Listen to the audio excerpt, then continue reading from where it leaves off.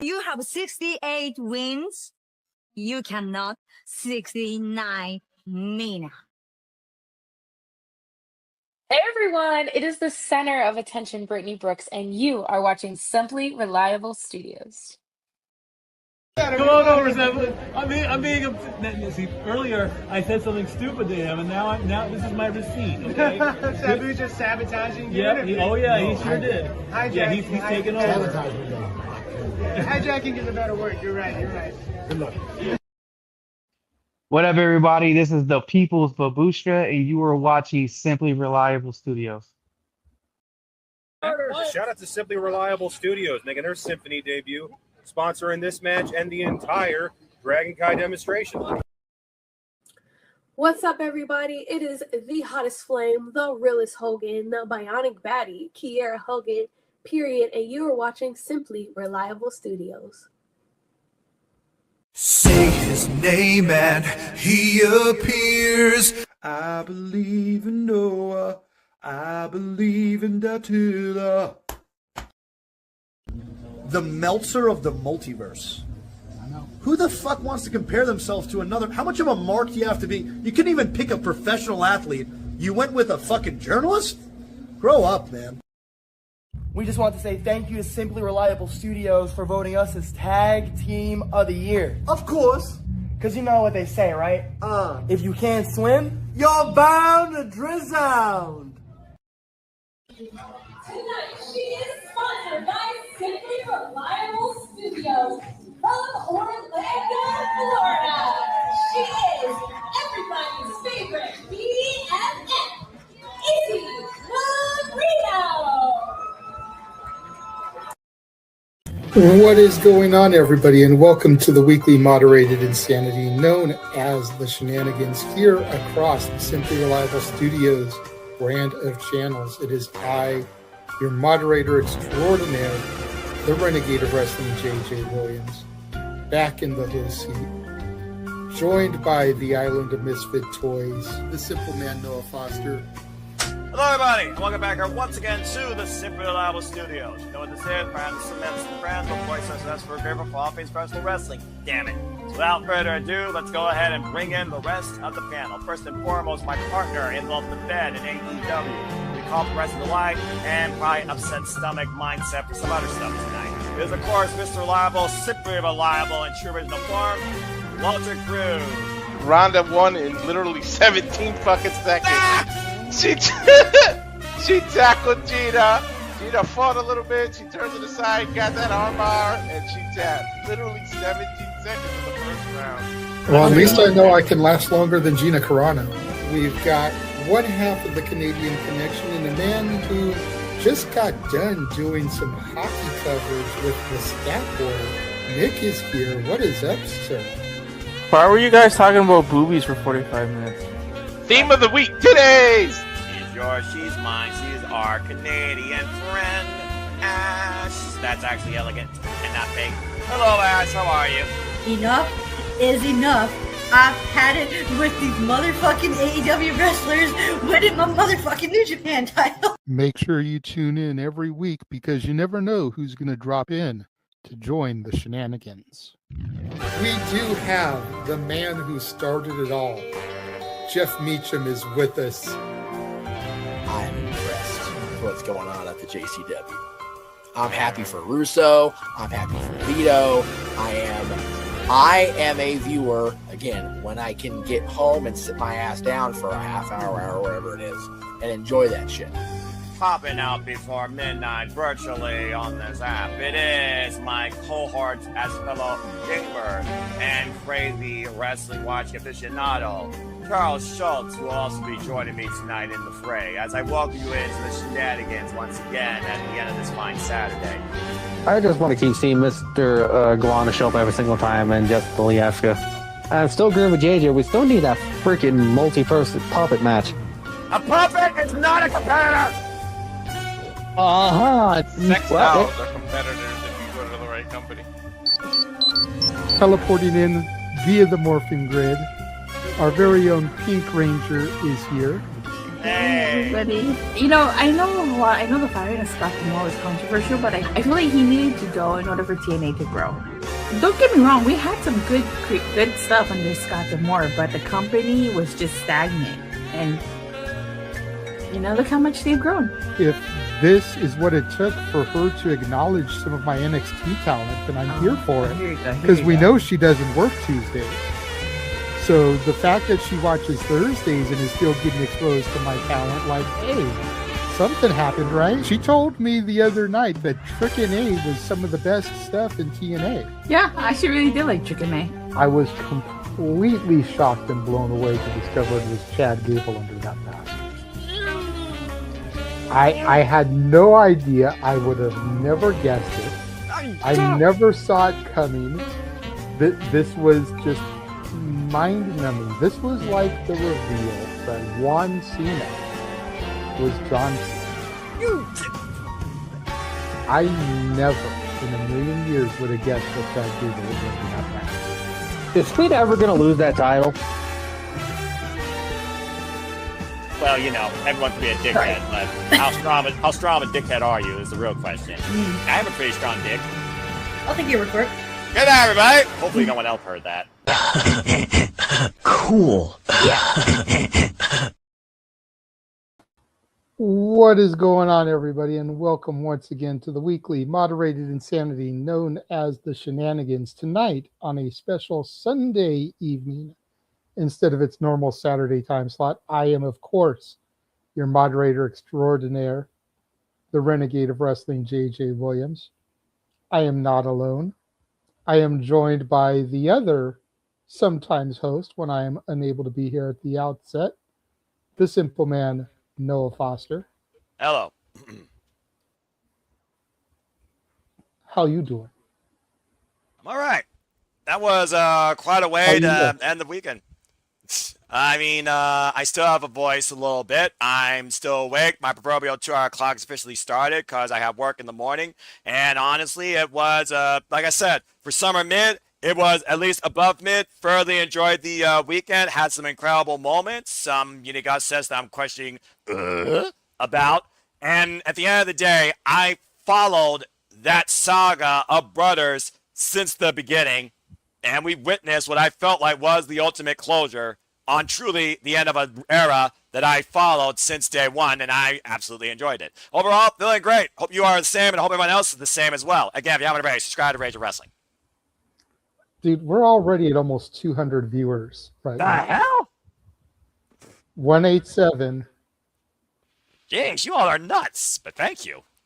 Hey, we love it, man. We love it. I mean, again, shout out to Bossman Rift for allowing us to be on his personal YouTube and X account. I am almost willing to bet that is where the majority of people are watching us. Yeah, 164 on his X right now. And it doesn't matter what, as far as I'm concerned, though, I will say this. It doesn't matter the where. It just matters the who, and the who is all of you. So, again, thank you so much, and I hope you continue to follow us here if it's your first time at Super Reliable Studios and what we do with coverage, shenanigans, interviews, and other forms of entertainment, too. So, again, I humbly say thank you, because it's about you, and you all make it possible. Yes, and thank you, Nick, for the compliment there. Now get your ass in the stream. You've got the link. All right, JJ, let's let the freaking buffoons get their devices in order. Saying. I get that. I mean, you know, people might enjoy the show, the Simple Man and the Renegade once again. You and I once did this thing for 2 hours, and it was a success, so who knows? Maybe they want that. Stay tuned, by the way. It might be a simple session later on. Anyway, JJ, continue. Well, you know, I mean, I did make sure that everybody got the link. I even sent it to Charles. I sent it to Papagino.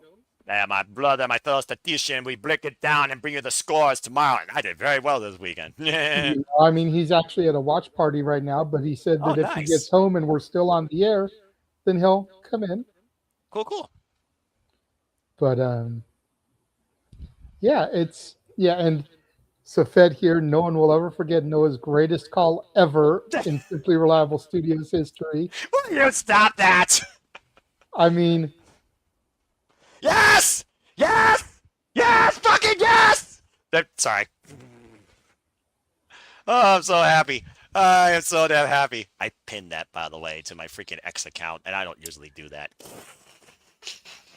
I bet Aaron Rip's broken. I cannot wait to see Aaron Rip's reaction because usually Aaron Rip's so mild manner. He's monotone. He's not reactive.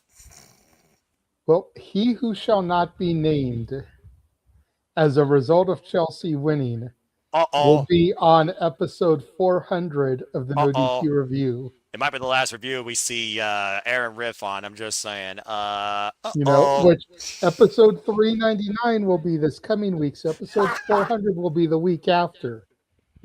So right. Just as a heads up, for those of y'all that know about He Who Shall Not Be Named. Don't say the name. He Who Shall Not Be Named will be appearing on episode 400 of the No DQ review as a result of that. Yes, freaking yes! Chelsea Green deserved it! Yes! Sorry, continue. Stop giving me a freaking Chelsea Green Tourette! Stop doing what? Yes! Fucking yes! Chelsea Green! Stop that!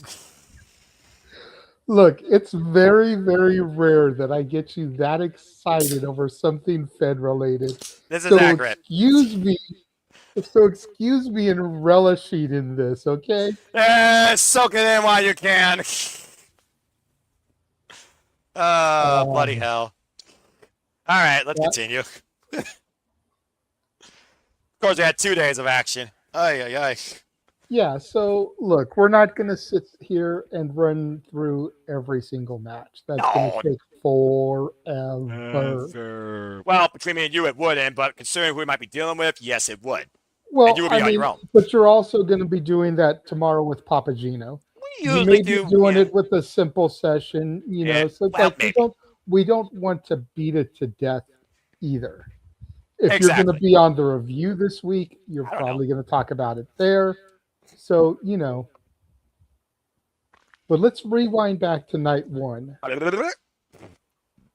What was your biggest takeaway, your biggest moment, whatever, for night one? Because for me, and keeping in mind that I didn't watch, I only heard in my ear producing everything. I'm gonna give this one first because it carries across. Or no, it didn't. Never mind. But Liv Morgan being able to retain. Yeah. And Brock Lesnar losing to Obafemi and embracing Oba in a very non-Brock Lesnar-esque move. Right? Hugging him.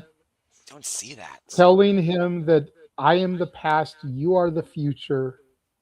It's the future right here.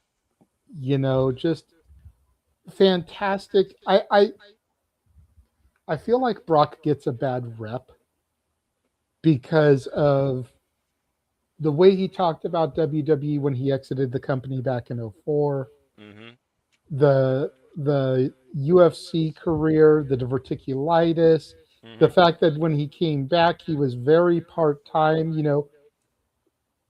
gone for like 8 months before he would even defend the title. Like, people want to hate on Liv for going 100 days without defending the women's title, which is beyond her control because the plan was to do stuff with Stephanie Vaquer. Stephanie got injured, and they just didn't have anybody built up to really take that spot. Right. So there's not a whole lot that Liv could do, but Brock, disappearing for 8 months, not defending the title, out there that said that Janelle Grant was just after a money grab is kind of, being proven right, but that's not for me to judge. But because Brock is involved in all these things, he kind of gets a bad rep. And I think that this 4 months from WrestleMania to SummerSlam was about not necessarily finding peace and riding off in the sunset, but maybe trying to do all that while at the same time leaving a good taste in the fans' mouth. I think there's definitely some truth to echo behind that because it is one of those things where you are part-time. You almost wondered, are you overprivileged? Are you, underappreciating what this business is for us as a fan and for what you have given it? And are you just taking advantage, just getting a paycheck? Are you actually doing anything? For what it's worth, when it comes to Brock Lesnar, he does draw that reaction, but it's very rare you see him really put forward a talent. We've only seen Brock Lesnar literally work with one person this year, and that is Obafemi. And everything that he and Obafemi have done have echoed Brock Lesnar mannerisms. I think that's why Brock enjoyed working with him so much. Plus, he's a big guy. He seems to know how to dictate and control the crowd noise. He knows how to play both a villain and a hero in a promo. And more importantly, he knows how to carry himself quite comfortably on the microphone. And we haven't seen this prior to him in NXT. For all the crap you can give about Brock Lesnar in and out of the ring, again, I'm the simple man. I don't follow social media. I don't look at legalities. I look at what's in my ring. I look at if it's entertaining. I look at if it actually pushes forward something that I care about professional wrestling. I care about Obafemi. I said acknowledge my predictions. If Oba loses, we riot. Not only did he win, it was like Undertaker who literally passed the torch, not just The Rock, really. Undertaker who probably passed that torch to Brock Lesnar being such a bad mother. And Brock Lesnar did that for Oba in spades. Now, truth be told, did we really need the buffer in Italy? That is all up to, subjective speculation, observation. But what Brock did to Oba in that short post-match segment spoke more values, I think, than Brock Lesnar has done in a long time when it comes to what Brock really does mean to the business and to WWE. And I think this is a theme here. You said vortex, I say closure. If that was the closure for Brock Lesnar to finally see somebody maybe do what he's done for the last 2 decades, but better for the future, I don't think you could have done any better. Yeah, and I mean, Triple H gave an interview earlier this week to Dave LaCreca and the crew. Mm-hmm. And he said, and I'm kind of paraphrasing here, but he said, go for it. Brock Lesnar will probably suplex me for saying this. But he has been more than hands-on with Obafemi. He went on to talk about how the two of them will sit in a room for hours. What? Talking about the business, character work, and everything. Like, Brock has really, for lack of a better term, almost adopted Oba as a student, a Padawan learner, if you will. That's crazy. I don't think Brock's ever done that with anybody. He hasn't. Wow. And I rest my case. For all intents and purposes, Oba had no idea that Brock was going to do what he did yesterday. So if you think about it, because again, you visually saw it, I just heard, but if you think about it, Oba was very standoffish at the outset when Brock was calling him back. Right. Because Brock is a snake. I mean, he's got the sword of Damocles on his stomach. Do we need to say anything else about that? I'm just saying. Oba doesn't know if he can trust this man. Of course, no one does. Except Paul Heyman, and Paul Heyman does it in spades. And then to see Brock with that outpour. Bully Ray said something this morning. He said he has never seen Brock at peace. And when he talked to Brock for a couple minutes last night, Brock seemed at peace. Wow. That's a weird word to put in the same sense with Brock Lesnar. So take that for what it is. Whether we see Brock again come Mania time as we head to Saudi, or whether last night was the final curtain call for the Beast, Brock at least seems to be at peace now. Well, again, we talk about all the time in this business. How does a worker, whether you call them an entertainer, a superstar, a part-timer, a legend, a wrestler, how does someone who is in this business, hell, a commentator for that matter, want to define their career to the end? What do they want to do with it? I think, honestly, based on what you said, it sounded like Brock Lesnar wanted to see if somebody was willing to work the way he did, but maybe do it better. And I think with what you said, that might be Olafemi because he's got the youth. He's built straight out of WWE, out of the new program with no prior wrestling background. And he's already proven in 8 months what he's capable of handling with the pressures that are put before him in and out of the ring, surrounded by the WWE universe. Now, the trouble about the whole King of the Ring thing, it is what it is. That just might be creative. That just might be booking. It's not the first time that Brock Lesnar literally flipped somebody off for booking or threw a title into gorilla position, if you all know. So, again, the similarities that Brock might have drawn from Oba when it comes to a knowledge of how to handle this business might go back to finally finding somebody that can keep this in good hands or in hands to the level that Brock did. Because whether you're indifferent to Brock, hated him, or respected him, when Brock was involved, it did draw something to the product. And at the end of the day, I think that's all Brock wanted besides the profit, was drawing eyes to the product. He's a company man. There's a reason why, again, the wallet was so deep for him. Because WWE knew if you need a push, Brock Lesnar. I'm reminded of a John Cena promo. You blame me, I blame you.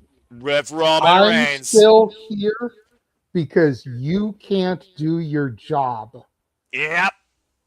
You took the United States Championship as a demotion. Again, John Cena, Brock Lesnar. You saying all that almost makes it feel like Brock has stuck around because he was waiting for the next big thing. And we've Oba very well could be that person.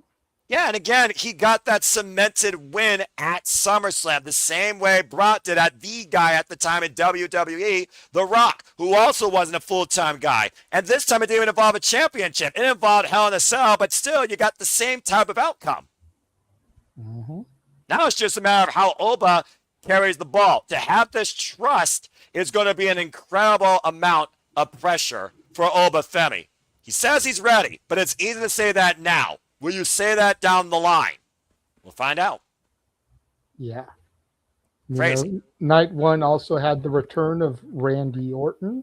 I didn't see that out of nowhere. Don't kidding. I didn't see that coming. But we should have. Yeah. We should have known that things had been a little too quiet on the Viper front since WrestleMania. You're right. It's just one of those things, and I see Ash in the chat, watching the main event with her fam. She'll be here once it's done. I can't wait to Shout get out thoughts to on Cody. our Canadian friend, Ash. But Randy coming back was an interesting twist because Randy has gotten to the point, and I thought about this when hearing Nikki Bella give an interview this morning. We are in an era where there are people, because they've been around so long, because the fans love them and adore them so much, they just can't get booed. Randy Orton, for all intents and purposes, should have been the heel going into WrestleMania. Right? But he wasn't because everybody loves Randy. This is 2026, not 2009. Yeah, when he was the most vindictive bastard on the roster. When he was only 7 years into his career. Which is crazy in itself. Now Randy is a veteran. Yeah. A grizzled veteran. Nikki Bella, kind of the same thing. Her and Brie stomping the shit out of Paige, but getting cheered.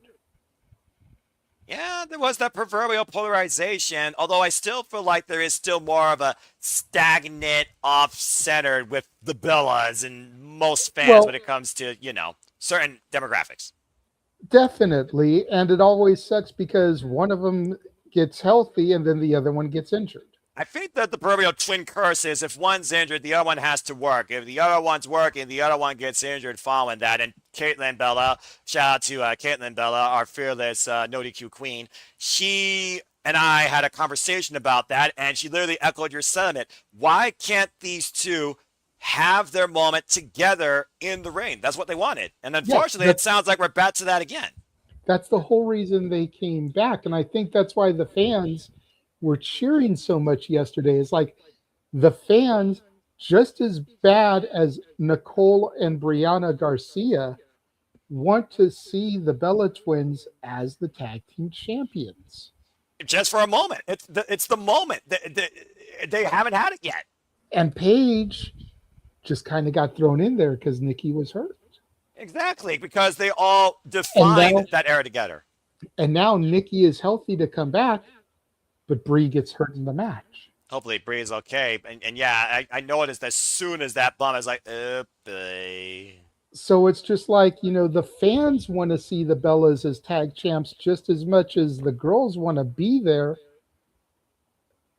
So they're seeing this turn and they're like, yes, we're finally going to build to that. It's going to be the Bellas and Fatal Influence for the belts, and we'll finally get the Bellas as champs. And at least not for a while, because we're still waiting to hear how serious Brie's injury is. And with the whole thing with Paige, like you said, it could be a proverbial swerve in that pursuit with the return of maybe AJ Lee. And I've seen AJ Lee, Paige, and Bailey at a Fanatics clip. And again, those three are the best of friends, if not with the Bellas, because all 5 of those women defined an era, the end of the Divas era, with the one woman that wasn't a diva and the anti-diva, which is what I call Paige. So it's just one of those things where, again, perspective, subjective, observative. I look at it like this. When those belts were first made, it was meant for the Bellas. They were the only realistic team at the time on the roster. They're sisters, for Pete's sake. I'm just saying. They're literally twins. But they never got that moment. And every chance you thought they were going to, one was gone or one was injured. Here we had Nikki Bella going into WrestleMania. You thought it was going to happen. Nope, crutch. And then you got Paige out of nowhere. Again, great moment. The problem is with these moments, the momentum does not seem to follow in what they want to do or what the fans, moreover, want to see them do. And I think that's where the disconnect comes from, because that's what causes the fans to be upset. And it's not with the talent. It's with the creative. Yeah. So I wish Brie Bella all the best. And if there's one thing I've learned, as long as I watch WWE, you don't freaking trust the Bella Twins. Nope. And that was what Nikki was saying, is like, she was trying to bask in the boos of the crowd. She loved talking about how long she's waited to hear that, because you're right. She adores that. But again, we're in an era where so many fans respect what Nikki and Brie have done in this business. It's just so hard to boo them. Yeah, I don't think in this And day and I age. have never been a huge Bella guy.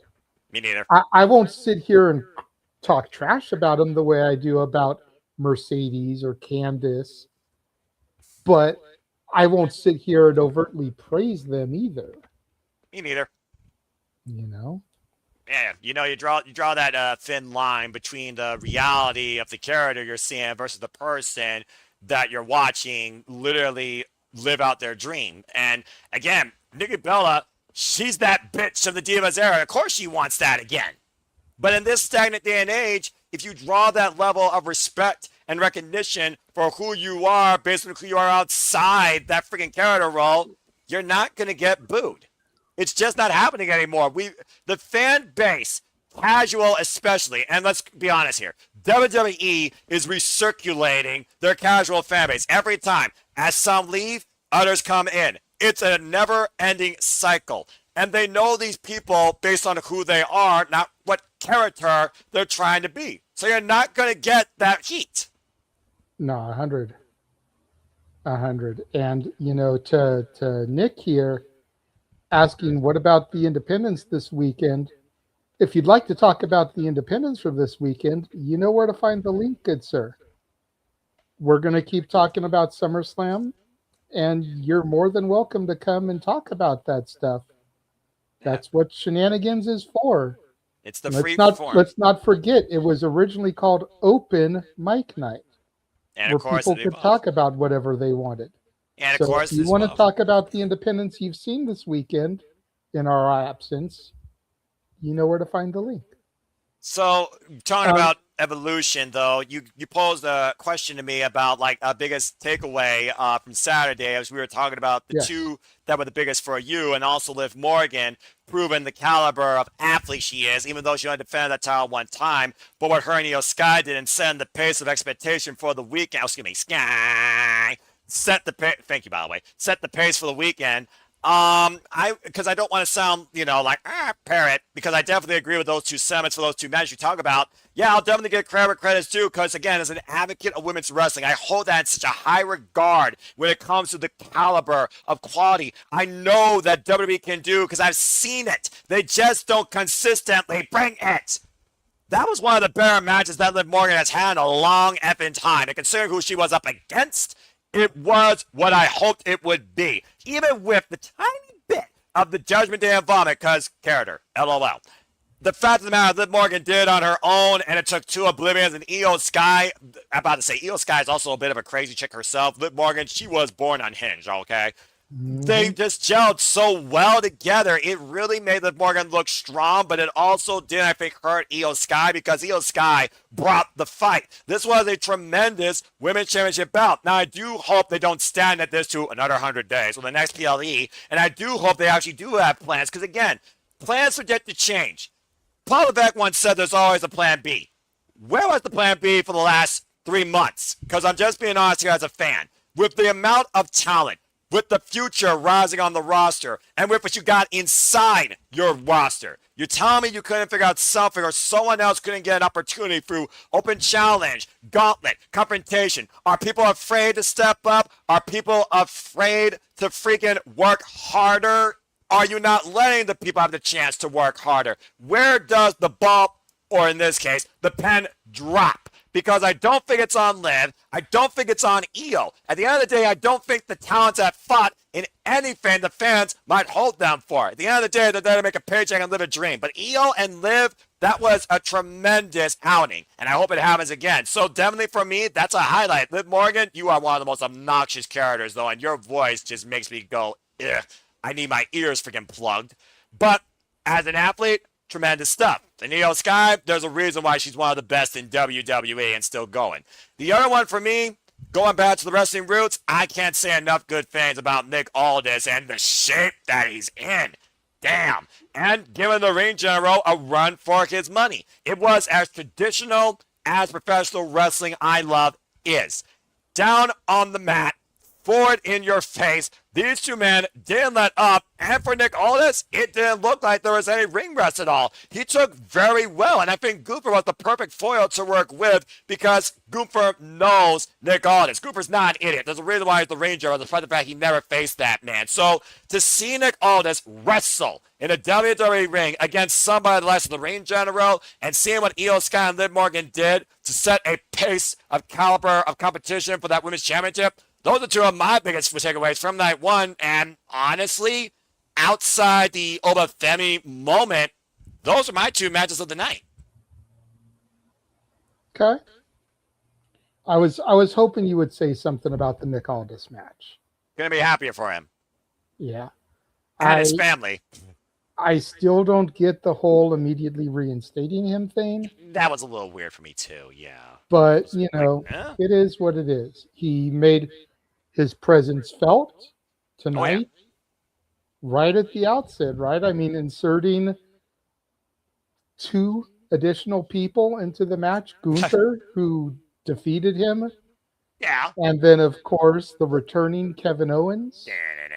I did not see Kevin Owens coming, though. That was the best surprise this entire weekend. You're right. We should have thought about Orton, but Kevin Owens, that was the last thing from my mind showing up, considering the delicacy of his injury. Again, scan that QR code, folks. Subscribe today. Rage of Wrestling. Follow us today. That's our Studios 24. And again, oh, by the way, how much did they freaking pay for Oasis? So let me get this straight. You can afford licensed music, at least for one night at a pay-per-view. But you're telling me you can't make Def Rebel build something with more character and personality, or actually co-work with licensed artists for most of your top superstars? Again, different conversation for another day, but I just Look, got to, put that little jab in probably there. just did it because they knew it was one night only. I'll give you the benefit of the doubt for that. Okay, I'll give you the benefit of the doubt for that. I mean, it's not like Oasis is going to be playing every time Nick Aldis comes to the ring now. That would be awesome, though. Like William Regal, when he always came out, whether he was wrestling or general manager, he always had the. But yeah, Underrated theme. I love that song. I love that. It commands respect. It commands also a villain's coming your way that's not taking any shit. I feel like that should be my theme. That being said, plus suit game. Always respect that Nick Aldis still best suit game. But yeah, seeing Aldis take Sunday immediately, and I'm like, huh? When did this happen? This must have been a post-show thing, because of course I don't watch post-shows, because But, all right. But yeah, for me though, to see Nick Aldis after 3 years return to the ring, don the boots, don that swagger to the ring, bring forward the Texas Cloverleaf, it was so damn good seeing the National Treasure wrestle again. And Gunther, for that matter, was a perfect opponent, because Gunther and Nick Aldis are as traditional as European wrestling gets. Hey, just keep Ben Gates away from him. I get that. But yeah. Wait, I didn't think you watched movies, sir. I've seen enough movie trailers to understand some stuff you actually talk about. Okay, fair enough. It is what it is when you're surrounded by the world, when you hear every different song in an Uber or a Lyft, and you see every sort of movie trailer because your mom watches dramas for every channel outside a Roku box. When you walk past the room, it's like, I'm surrounded by this stuff, and I don't want to be, because I only care about wrestling. Damn it. Anyway, although I have been in some Lyft rides where they actually listen to Busted Open, so those drivers are cool. Anyway, but yeah, and again, the Gooper edition, I can understand. Think about it. Humble in combat. We settled our differences in the ring. You want your rematch, you can get a chance to earn it. And you gave him a chance. But I did not expect a fourth man. That completely flipped the script. Anyway, but that was Saturday. Well, and that brings us forward to Sunday. But before we get to Sunday, which we just called, let's go ahead and take a second. We're going to run our watch along trailer, which is slightly out of date, but not as bad as some of the other ones, you know. Exactly. We will be right back after this. And now for a taste of things to come.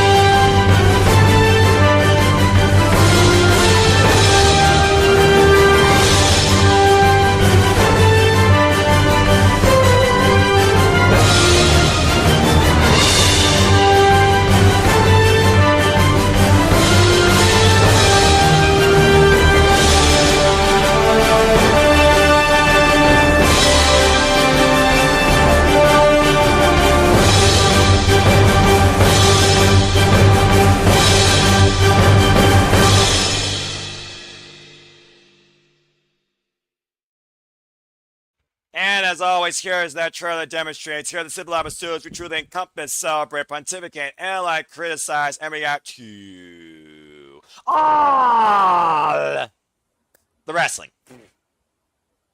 Yes, sir. Yes, sir. Now, before we get into Sunday, since Nick did mention the Independents, I do want to share this little clip of how GCW went off the air on Saturday. Ooh. And I know we won't get flagged because GCW is GCW, and we have I won't say we have a good relationship with them, and but they're not going to flag us the way WWE would. So just take a look at this. See, I told you. You're right. Atticus Cogar is not going to clown around with this guy. He's got the skewers. What the hell happened? What the hell's going on here? What happened to the lights?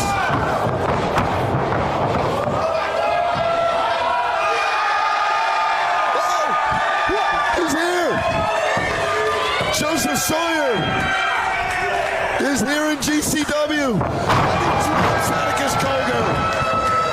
Say his name and he will appear. And Mose, I have a feeling like Homecoming just got real interesting. We'll catch it tomorrow afternoon. GCW versus First. Joseph Sawyer standing tall.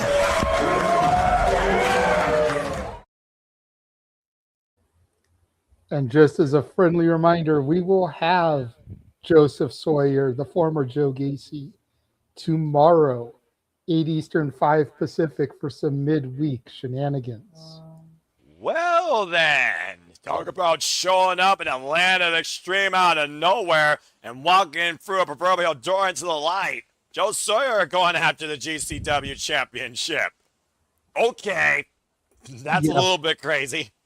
For almost the entirety of the 90 days, whenever a Vandal 48 promo has played, there's been this weird, like, glitchy stuff that's been happening during their promos, to the point where Atticus even would go on social media and be like, this is the video that we presented. This is the video that aired. Well then. Just letting fans know, like, hey, it's not us. Something is happening. Something is being done. And clearly it was Joe Gacy that was, affecting their presentations there. But 90 days is up. Joe Gacy is out there. Joe Sawyer is out there making his name again, reestablishing himself. And at Homecoming, which you saw in the trailer, August 15th and 16th in Atlantic City, New Jersey, I forget which night, but Joe Sawyer will be challenging Atticus Cogar for the title. He might need more than just himself against those Vandals, I'm just saying. Hey, I know that there's a lot of friends on the indies too right now, so him and whatever Dexter is going by these days, I don't know if he's going by Sebastian Shaw, I think was his old name. Correct, yes. I'm not sure if he's using that or if he's come up with some other gimmick now, but they did team up together last weekend, so Eric who Redbeard is knows? another one. Yeah, that's a good point. Eric Redbeard is another one to think about. Of course, former WWE Tag Team champions.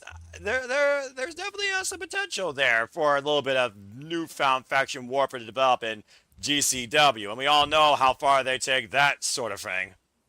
All right, then. Yes. Look, welcome to GCW, Joseph Sawyer. Good luck. So, just wanted to touch on that since Nick had mentioned the independents. Well, I also want to touch on, since we're talking about independence, just want to highlight again, favor for those that tune into our recent interview with the Conduit of Karma, Kai McKenna. Of course, Kai McKenna here very soon will be defending her Pro Wrestling 70 Women's Championship, and I'm very curious to see who will come after her Spark Pacific Championship and what title she may go after next in her continued rising career. All the best always to the Conduit of Karma, Kai McKenna, mental health advocate, hockey aficionado, and a unique, technically sound powerhouse of this business. Personally, I want to see her go after Deonna Purrazzo or freaking Chris Statlander, but that's just some proverbial match. I want to see like an MPX or like maybe the next Boots type of promotion. I just think Kai McKenna has a lot. Gabby Forza, Jody Fred, I want those three as a trio. I mean, I see a lot for Kai McKenna. I really do. I do too. And again, to your point, go back, check out our interview.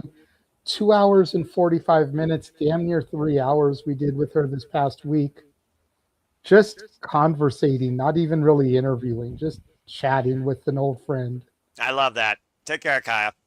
But yeah, so let's get into Sunday. Let's get into what we just came off the air with. Oof. You know, we talked a little bit already about the return of Kevin Owens, so we can kind of bypass that. Yeah. Great moment. You know, Baron Corbin, though. I can't believe you were right. I told you. I hate you for that. I told you. Damn it! Damn it! Damn it! Damn it! My 1 point! That was the one fucking thing that caused me a perfect this entire weekend! Damn you, Baron Corbin! Damn it! How you know? Continue. But I mean, it's like I said, what was the point of bringing him back if you're just going to make him a glorified jobber? I mean, they need utility players. How many people did they just release? Okay, they do need utility players. I will give you that. And you know how many people did they just release? It's SummerSlam. You know, we may be looking at that again come this weekend. Oh, that's true. Oh boy, round 2. Or is it 3? I lost count. That's fair point. It's round 2. People are speculating, you know, the former Fallen Gray, I forget what her name was, just revealed that she's left the ID program. Aw. Poor thing. You know, so that could be the beginning of it right there with her departing. Fair. You know, so we'll keep our eyes on the social media, see what happens. Oh, well.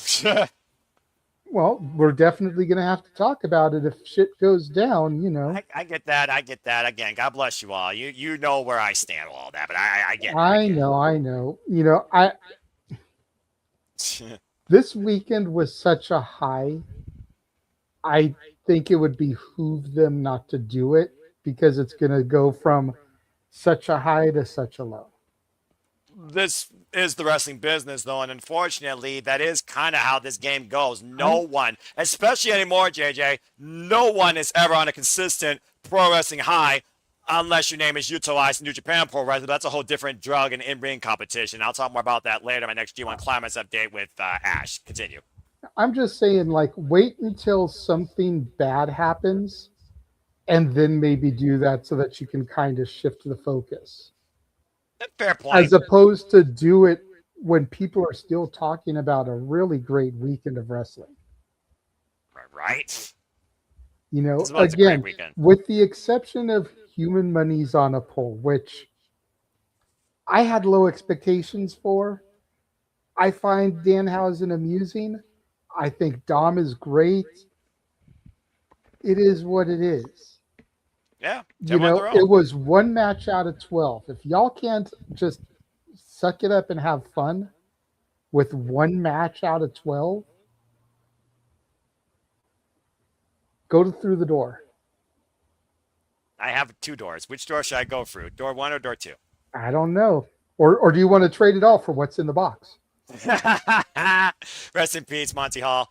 There's a reason I made the botch graphic look like a zonk. You know, as long as it's not a dick in the box. What?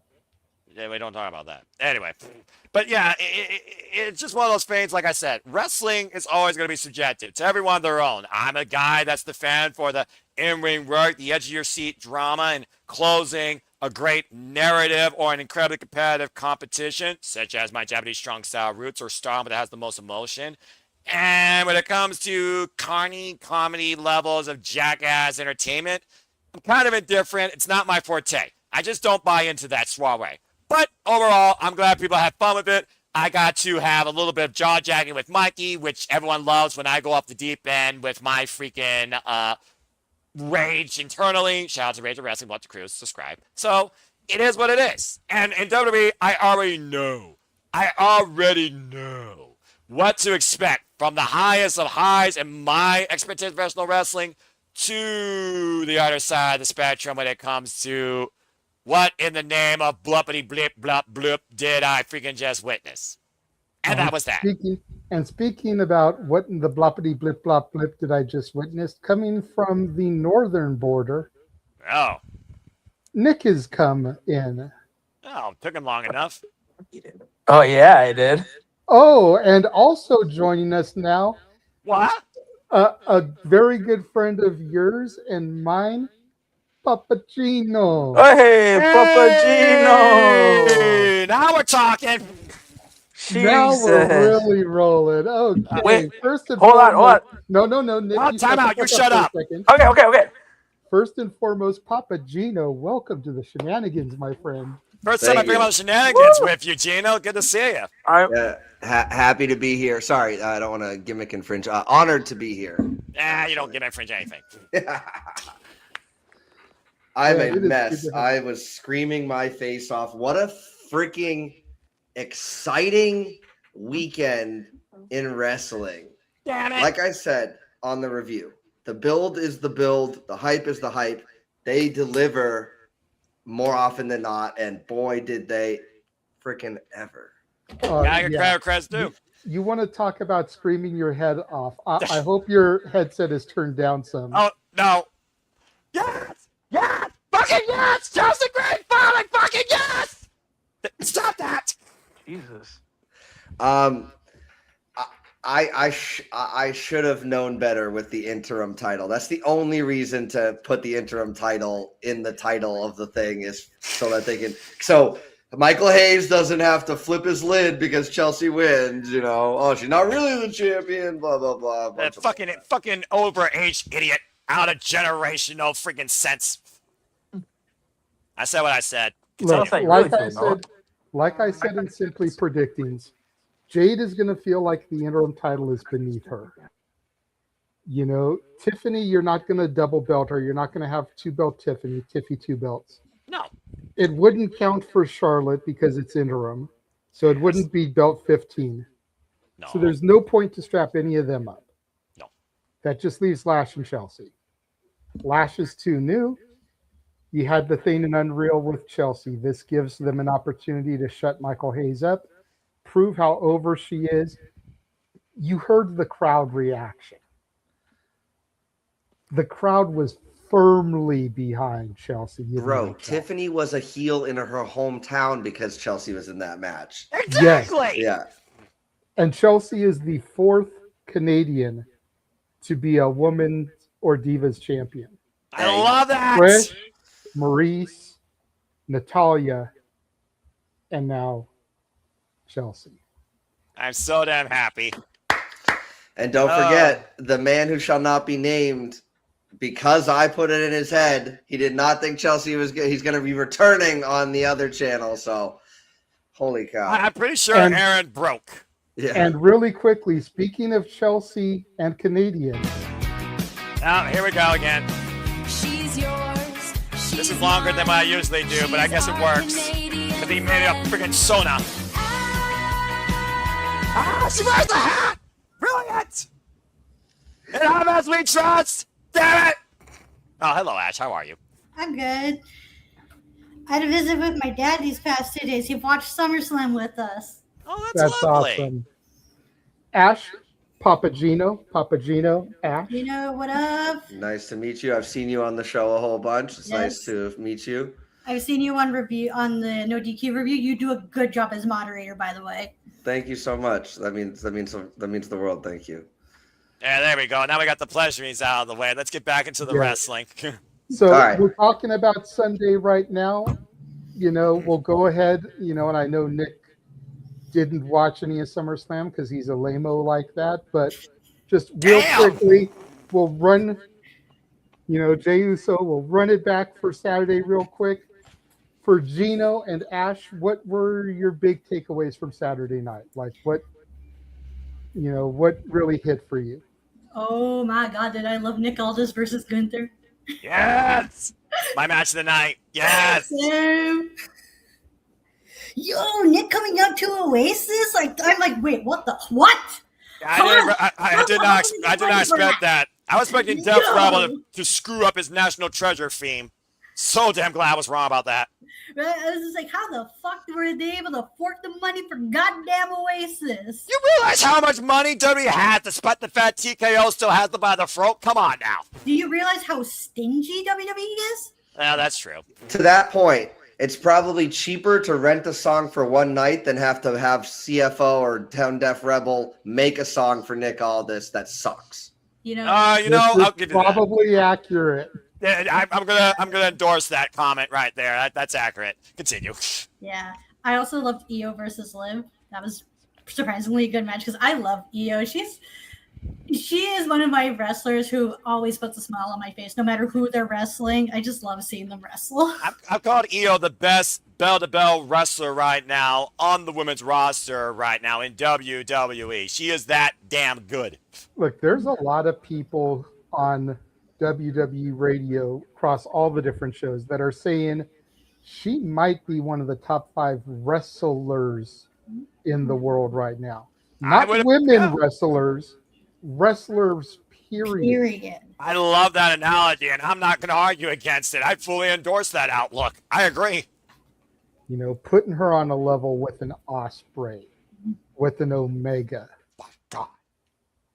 You got 3 others to put in there as well?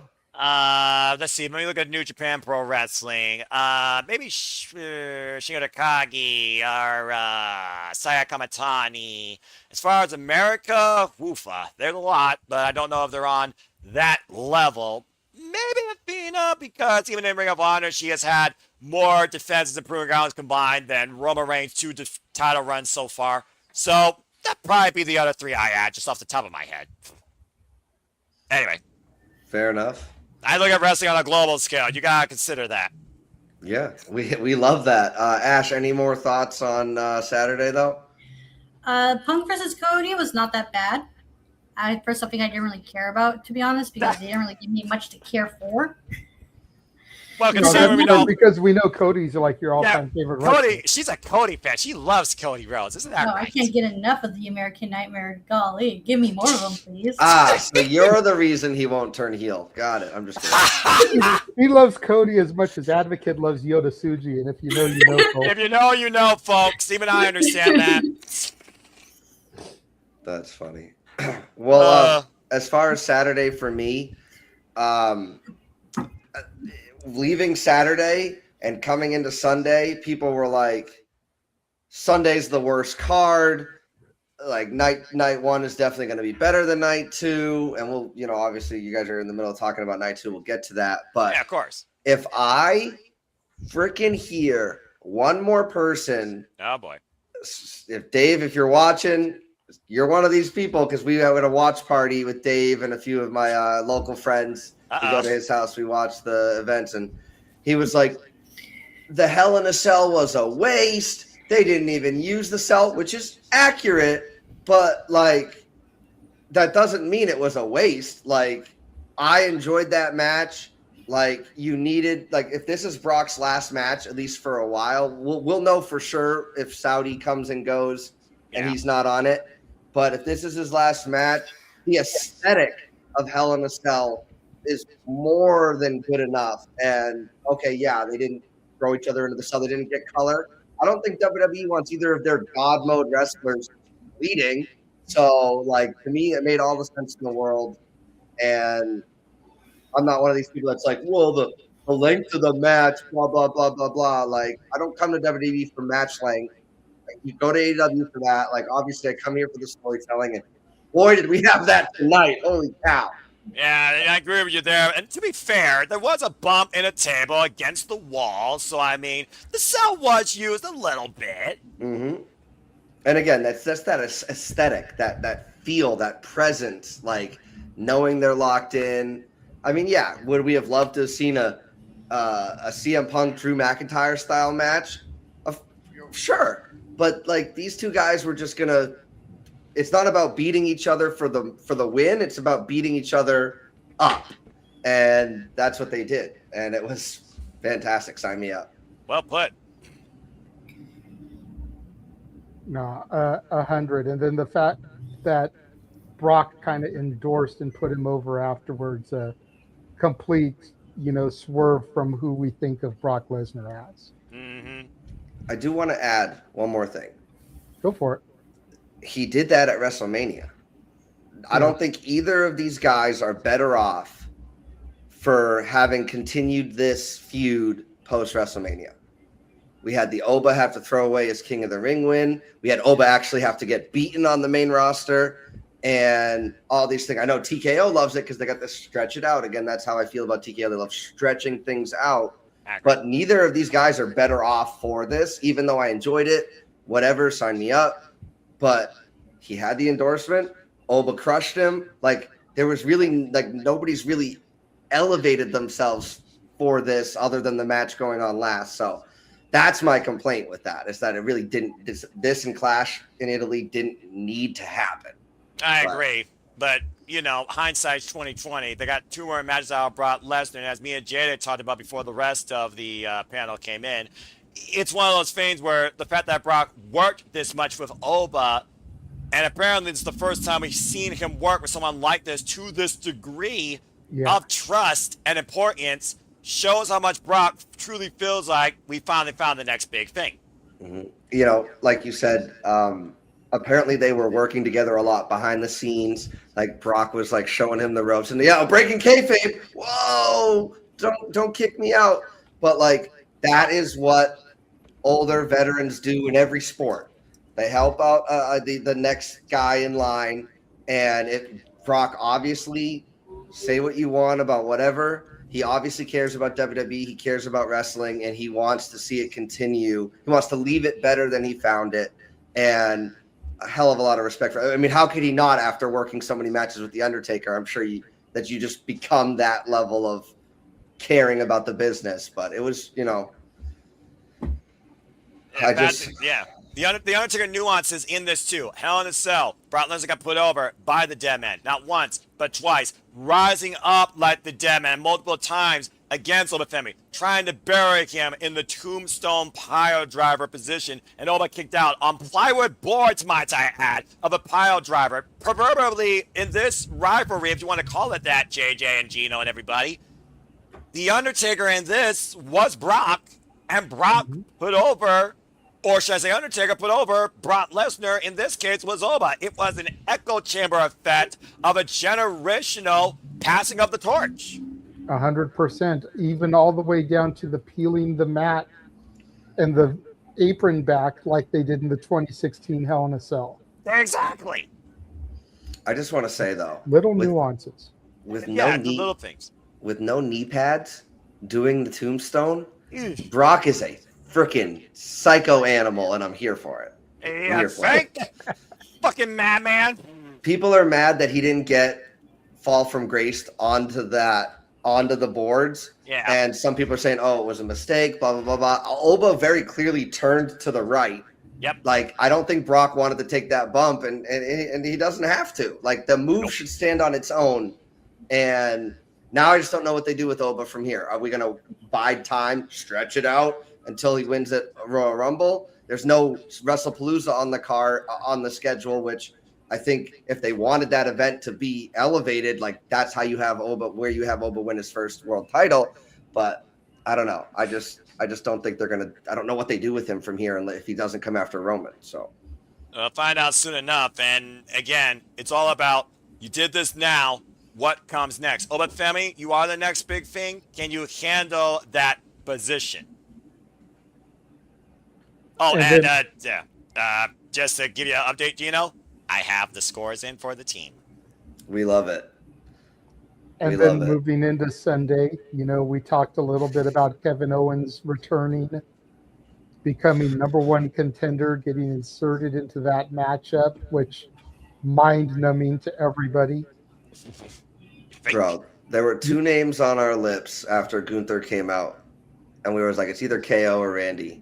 And I wasn't sure about KO. We know Randy's back. So I was like, is KO even healthy? But see, and neither of those names were on my lips.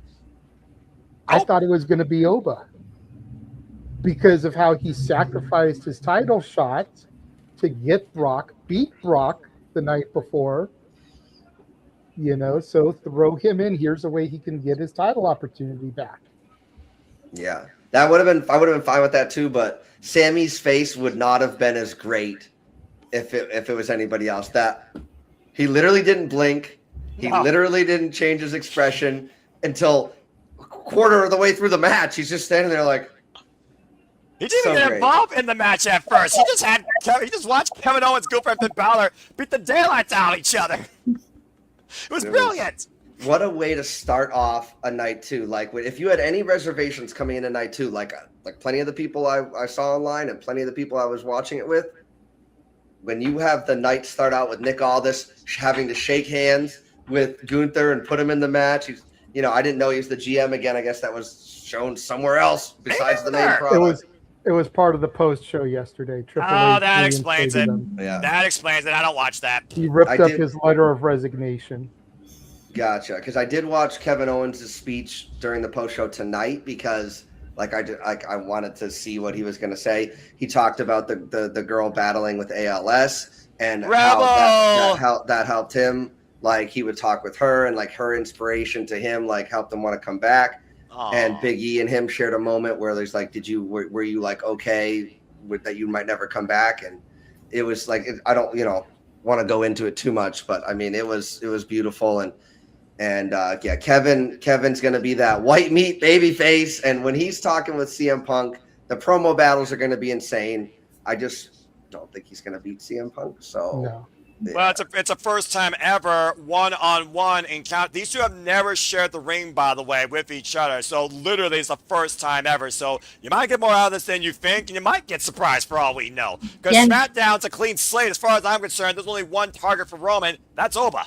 Yeah, and also, Punk and Owens are such good talkers. The promo battles they're going to have, they're going to be pretty solid. I hope we get a little bit of Kevin Steen some point out of these promo battles. Yeah, indie style pipe bombs, whatever, bringing up the real stuff. It's gonna be great. It's gonna be great. Dude, the only thing I want to hear Punk do is refer to one of Steen's old theme songs, which was the "Now You're a Man" from the movie Orgasmo. Oh my goodness, is that Matt Stone and Trey Parker movie? Yeah. Okay. Oh, JJ. I may have been a little young to watch that when that came out, so. Gino! Damn it, Gino, you freaking idiot! Thank goodness for Cinemax. What am I talking about? He used to use that for his entrance theme. Man. Wow. Anyway. I mean, did anybody realistically think after night one, which again wasn't super spectacular, but with the cards and everything like that, did anybody really think that night two was going to be better? No, not at all. Everybody thought that night one was star-studded. That was going to be the bigger night. Guilty. Oh, Ash did. I was one of those people. No, I was about to say I was one of those people where it's like, wow, night one's really stacked. Night two's got a hell of a job following that up. Sarcastically. Yeah, it's you look at everybody that's on night one, Liv, Io, Cody, Punk, Brock, Oba, and then you go to night two and you're like, Baron Corbin. Accurate. This is accurate. And it's just like, okay. Honestly, though, this is big. About Corbin, if you're going to pay and invest in somebody to come back to your company that you want to be a bad guy, what better way to do that than having him beat one of your big baby faces for a title that nobody thinks he deserves? You're going to get him booed out of the building. Predicting. Damn it! Because that's the only one Noah got wrong in predictions.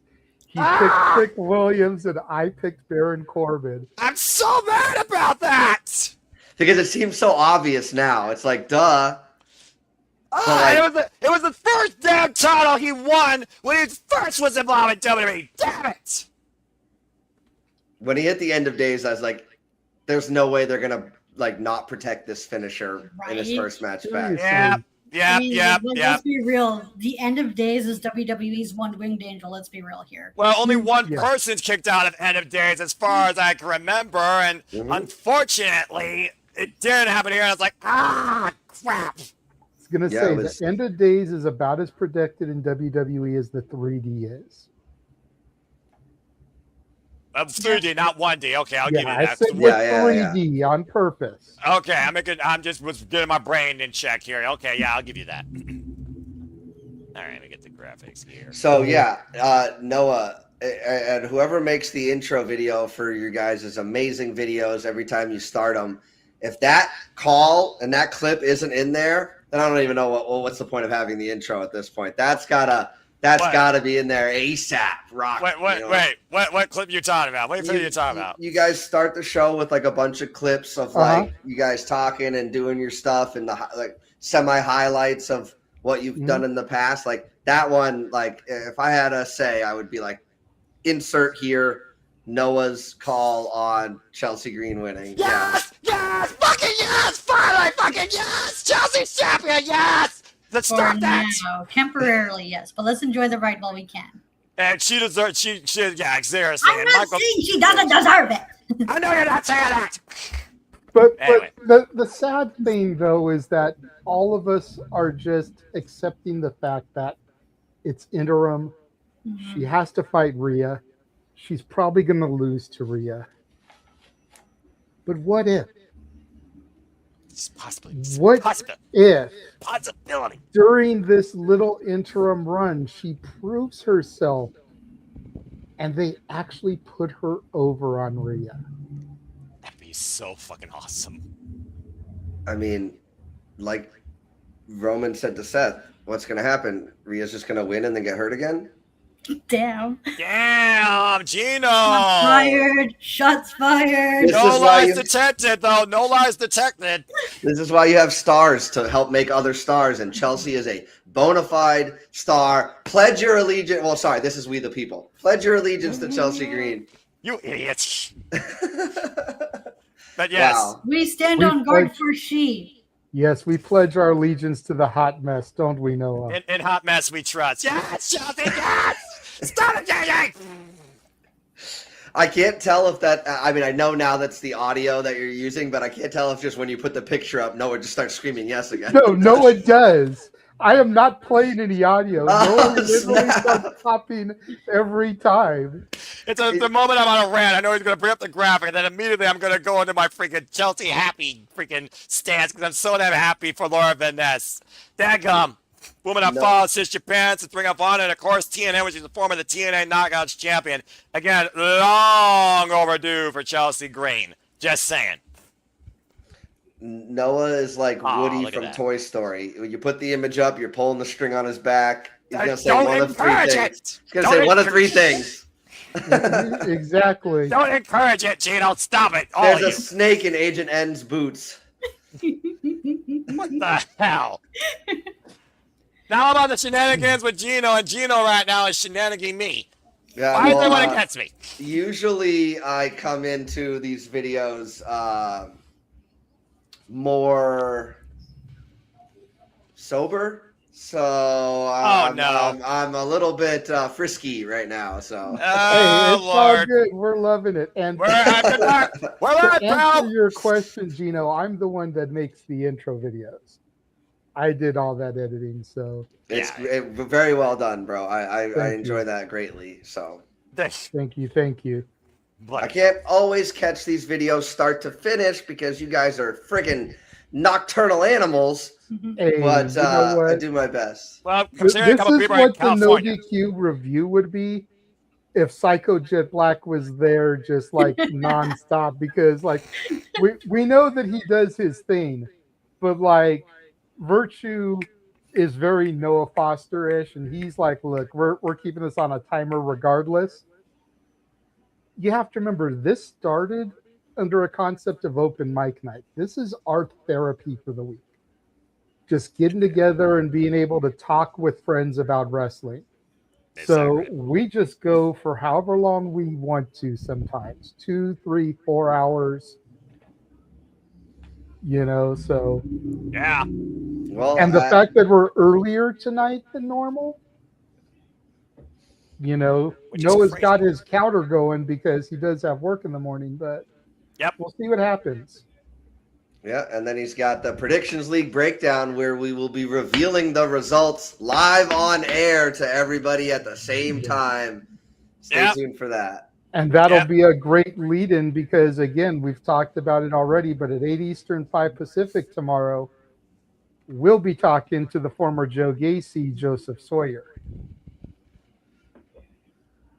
Oh, man. Who's made his presence felt very much this weekend. And I know that's part of why Nick came in, and we'll get to you, but let's finish going through SummerSlam. Yeah, because for you all know, the Chelsea I Green won't. turrets. I was going to say I won't throw the picture up again to give Noah Tourette's, but we do have to talk about that ladder match and just the ending and how she was kind of laid out on the ladder and almost Undertaker rose herself. Right. Sat up, climbed up, looked around, realized she was alone, grabbed it. I love that so and much. just the expression on her face, the shock that it was actually allowed to happen. I mean, again, watch your ears for Noah, but you can see the expression on her face. Like she can't believe it. Yes! Biggest bitch in Minnesota history. And the crowd, the way they came unglued for her. Much like me. You know, I'm I'm sure we all could kind of see where it was going when she's hanging there and the other four women are up on the other ladders. I said to my boy, she's fit as fuck. She's going to sit up, show us those crunches have been paying off. I was and waiting for her once to slip off. Yeah, once the crowd realized, like, they're like trying to wake her up. They're like, "Come on, Chelsea!" And then she like came to, and it was just. I was gorgeous. literally on the edge of my seat telling Chelsea to wake up. I was preferably just trying to punch her or slap her in the face like the Louis Vuitton cell wake up like Piper Niven did in a previous life. And I love the callback, by the way, prior to the freaking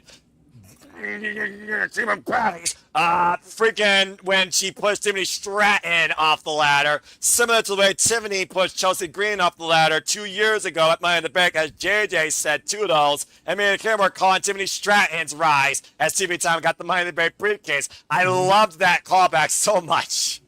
I mean, just listen to it.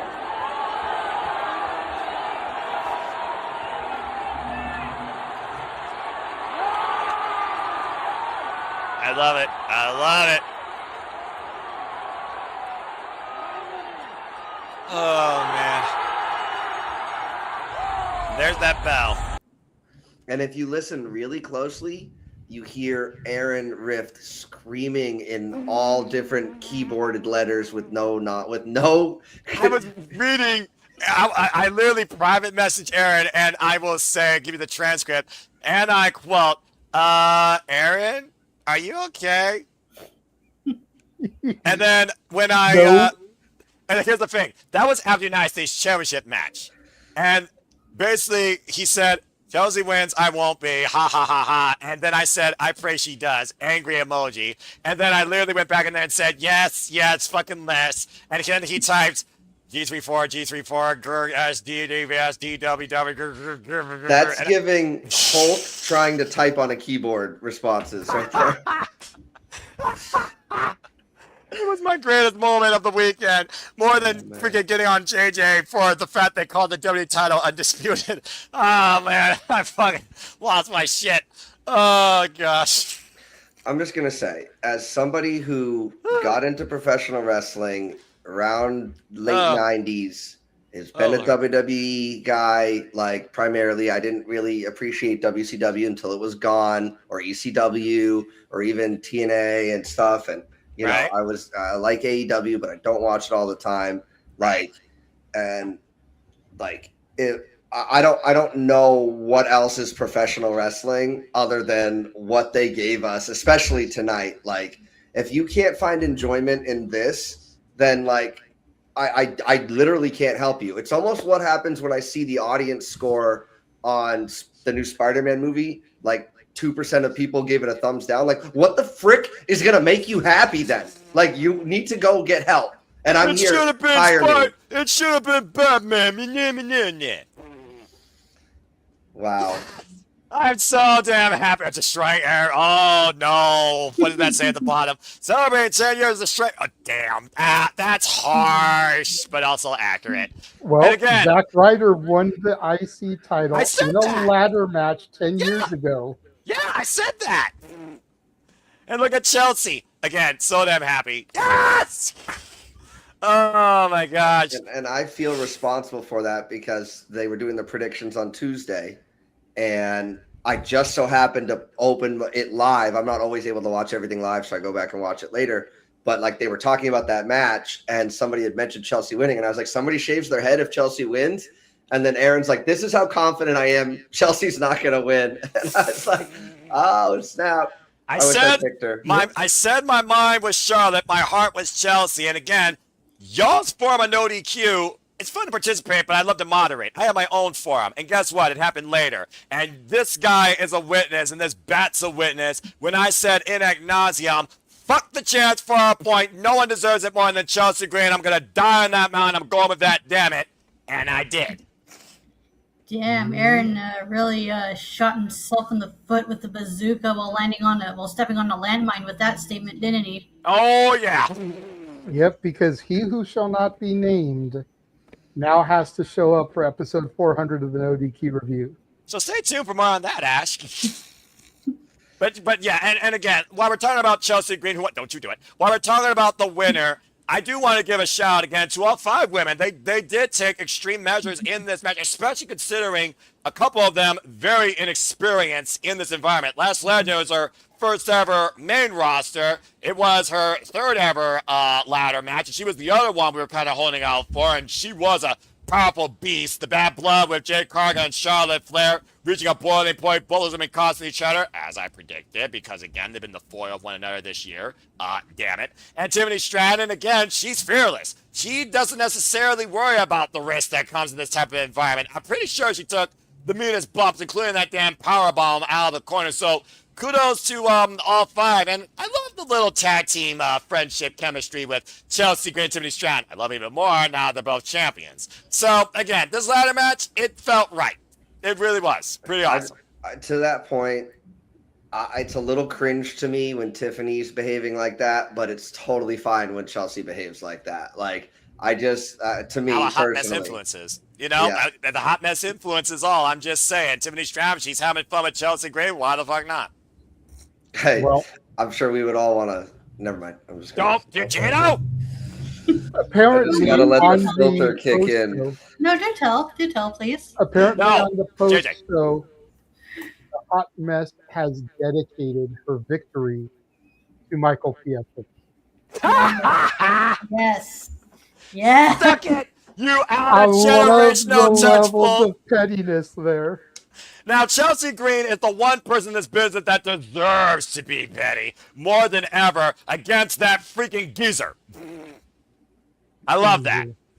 Let's move things forward a little bit because right. as much as I love giving Noah Tourette's, The JJ, we stop do it. have other stuff to discuss. Yeah, there was 500 matches that night. Yes! Yes! Yes, Chelsea, yes! Stop it! Now we need to talk about human monies on a poll. Oh, bloody hell. Oof. From Let's one talk extreme, about it, yeah. Look, From one extreme to the other. Look, I said it during Simply Predicting. I cut him off and took the lead on this one because As he should at have. the end of the day, it didn't matter about story. It didn't matter about anything else. This was just a match for fun, for entertainment to break things up. Yep. It was actually for human monies. Yes. Yes. That's I not know just I know fun. there were human monies on the line. Can't get But used this, to that. this didn't have the emotional value as Chelsea winning, as Accurate. Chad Gable winning, Accurate. as Cody and Right. Punk. Accurate. You know, this was just a fun match. Accurate. You know, at the end of the day, At the end of this the comes day- down to tribalism. And I hate that T word, but I know it's true. Everyone in this room knows it's true. Everyone in the Accurate. comments knows it's true. Accurate. If you got behind Danhausen in Jacksonville and you can't get behind Danhausen in Stamford and he's doing the exact same fucking thing, go fuck yourself. I literally told on commentary, I witnessed Danhausen's AEW debut in Cleveland, Ohio, when he came up from under the ring and helped Orange Cassidy against Adam Cole, baby, in a freaking lights out match during Beach Break. So I've literally seen Danhausen's career metamorphosis through both companies. But I never was a big fan of the gimmick, because again, it's definition of a carny, but a ring and merchandise But there's endorsement. nothing wrong with the gimmick. I get that. There's nothing wrong with being over the top. There's nothing wrong with being... Look, at the end of the day, he is what WWE is marketed for. He is designed for kids. Thank you. I've been saying that. Thank you. Continue. You know, there's other wrestlers in Jacksonville that could be doing, maybe not to the same extreme, but could be getting marketed towards kids like Danhausen is. They just choose not to do it. It's not their demo. It's not their target audience. Tony Khan doesn't care. He says, F them kids. We're here for the people who grew up in the Attitude Era and want that type of wrestling, and we're not going to change because we don't want to risk losing our base, which, again, is fine. Fine. I get it from a business perspective, but you have a guy like that walk out the door. You have a gal like Jade walk out the door. You have guys main eventing, Cody Rhodes and CM Punk, walking out the door, pushing some of them out the door, or they almost pushed Jericho out the door. So at a certain point, you know. Well, they also didn't want to be a soft WWE product. They didn't want to be another WWE. They wanted to be the alternative, and people like MJF had spoken ad nauseum about that with the state of AEW being better than it has been. John Moxley, the proverbial boogeyman between the gray of black of night and the light of day, proverbially holding this company on his back for the best of times, worst of times, the most cringe of times, the most questionable of times, and ushering in a stronger in-ring non-content work ethic. Then you got guys at the forefront that made AEW be defined like Kenny Omega and Will Ospreay, who could elevate it to another level, seeing the strength and growth of this women's division without Monet or freaking Thomas Toy Storm involved, and the talent being showcased. At the end of the day, I'm going to bring my quote back. At the end of the day, it's everyone their own. At the end of the day, WWE is not AEW. At the end of the day, one is tailor-made for kids and for Sydney from Cincinnati and Joe Smo from Kokomo. The other one is for the professional wrestling fans, the hardcore in-ring enthusiasts like me that want that dynamic in-ring action with proverbial hardcore subtle blah blah. That's why I love Sky Blue. She's a crazy bitch born hardcore out of the womb. I said what I said. And with that being said, at the end of the day, that's what wrestling is. You pick what you enjoy, and if you don't enjoy certain stuff, it's okay to enjoy that too. But if that stuff you don't enjoy decides to be that same type of joy by someone else in a different company, that's not for you to overrule. If you're going to be judgmental, and I mean this in a polite way, observatively, constructively judgmental, not screaming at the top of your lungs like you're the smartest man in the room and you're actually the dumbest dumbass also on the internet. You know who you are. Then shut your mouth, turn off your phone, and get away from it all, because guess what? This business is meant to be inconsistent. You're going to get some of the best that you love and some of the most that you hate, no matter where you go. Find a happy medium and appreciate. And I want to make a comparison to that point, right? Because you're mentioning this. At the end of the day, this is a business. The situation with AEW is they have money coming in, not from the company to pay these guys. Essentially, like this is money from his family and just having money. So you can have, and they're tailored more towards adults, which is totally fine. Again, not complaining, but at the end, as a business aspect, you got, say, an R-rated movie that's obviously not for kids. They don't usually make as much money as those things that are geared, PG-13 or PG for that kids and older people can also see. The fifth installment of the Minions, for example, because Lord knows they haven't run that in the ground like Toy Story or Shrek. Continue. I mean, people show up and they spend their money. So, like, financially, I want to see AEW get more eyes on the product and be able to bring more money into the company, have better merch, frankly, and things of that nature. I'm not just hating on AEW. I got an AEW headband right over here, and an AEW t-shirt in my closet. I'll go to the shows when they're there. But if Tony Khan had to answer to investors or a board or something else, then we would probably start to see them become a little bit more like WWE, because they're making money hand over fist even with a half-empty stadium. Exactly. Well, that being said, Petro registered a program. Yes. Danhausen and human monies and money that is more fake than Monopoly if you all actually saw what was in that bag. But let's go ahead and bring people in tune to the feature attraction of the Carnival of Madness that was a human monies on a pole match, now being demonstrated and narrated by the Renegade of Wrestling, J.J. Williams. Very nice, very renegade. Go ahead. I was just entertained by this from start to finish. I think it might have been a mistake not letting Dom get the victory. How you could have protected Danhausen because it wasn't a victory via pinfall or submission or anything like that. Right. And with Judgment Day shenanigans, it would have been very easy. But I don't know. And then the run-in, the addition of the other guy. Don't say his name. Don't say what? Don't say it. Don't say what? Don't. Go, Henry. Son of a bitch!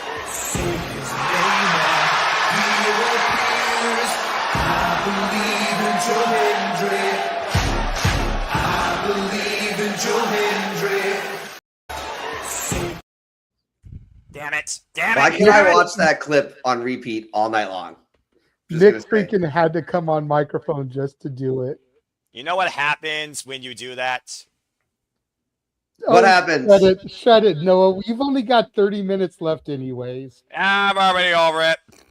I just want to say to that point, to the contrary to your point, I think that they protected Dom by not having him take a pinfall. Doop, doop. I think they protected Dom by not having him have to take a pinfall. And to Noah's point, to the contrary to Noah's point, I mean, the value of what was in that bag went up tenfold when he started handing it out to people because they're selling that fake monies at the merch and online, but they're nowhere near as valuable as being given it directly after the match from Danhausen. So if somebody wants to put that money on eBay or whatever site, they could probably get a pretty penny for it because, like you said, Danhausen moves merch. And as somebody who went to the Superstore at Tampa at Backlash, dude, there was so much Danhausen merch. The mask, this chain thing that just says cursed, the shirts that says you are cursed, whatever city, which I don't understand why that would sell. Why would you want your city to be cursed? Makes no sense. So I didn't buy the shirt. My buddy did, and he bought the mask. And they're going to probably have Funko Pops coming out soon. Oh, bloody hell. Meanwhile, there wasn't a single Io or Asuka merch, not even Asuka's face paints, which I have a problem with, by the way. But continue. Anyway. That's pretty much it as far as the Danhausen thing. I don't want to go too much into it, but just take it lighter. It's just fun, you guys. Seriously, Yeah, I mean, seriously, even with the way I took commentary, at the end of the day, look at Wade Barrett. You're going to see two people demonstrate the Danhausen shenanigans to the extreme. One finds them an absolute comedy gold. The other one finds them absolutely absurd and annoying. Stat Boy, Noah. There you go. And I just want to say, my brothers, we grew up watching wrestling together, but they by no means watch wrestling. But tonight, they care about Danhausen, especially my one brother. He wants to know, did he win? Did Danhausen win? He cares. And there's the Minions doll. Shout out Ash. See, is that a Noah Foster Minions doll? Or that is the Noah Foster version. That is not me. Sorry, wearing a suit, the gimmick. tie, the glasses, the whole nine. Bloody Just got to put a headset on him. I was about to say, Noah joked about there being a fifth Minions movie. I wouldn't mind that, actually, because I like the Minions. And remember, they're a spin-off of Despicable Me. Yes, so that's 3 so layers deep. Yeah. But in all seriousness, this was funny. I liked it. It's subjective. If you got a good laugh out of it, awesome. If not, then this style of comedy is not for you. Ding, ding. Simple as that. And they didn't overstay their welcome. It was in and out. Yeah, and let's not forget, AEW did have a match for the Texas Chainsaw Massacre Championship. I try and forget that because you and I went to bat in opposite sides when it came to that freaking match. Hey, and Jeff Jarrett is still the champion. He may actually surpass Roman Reigns and Athena. Throwing that out there. Congrats to Danhausen, and we'll see if the Judgment Day shenanigans continue. And moving on.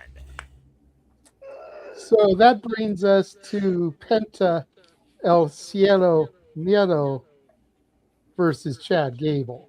Thank you! Finally! My name is Chad Gable, and mark my words, he will start every promo like that moving forward. Well, we know who Chad Gable actually is now that he's back on our screen, and they're actually booking him. You know, I'm happy for Chad. Mm-hmm. Yeah.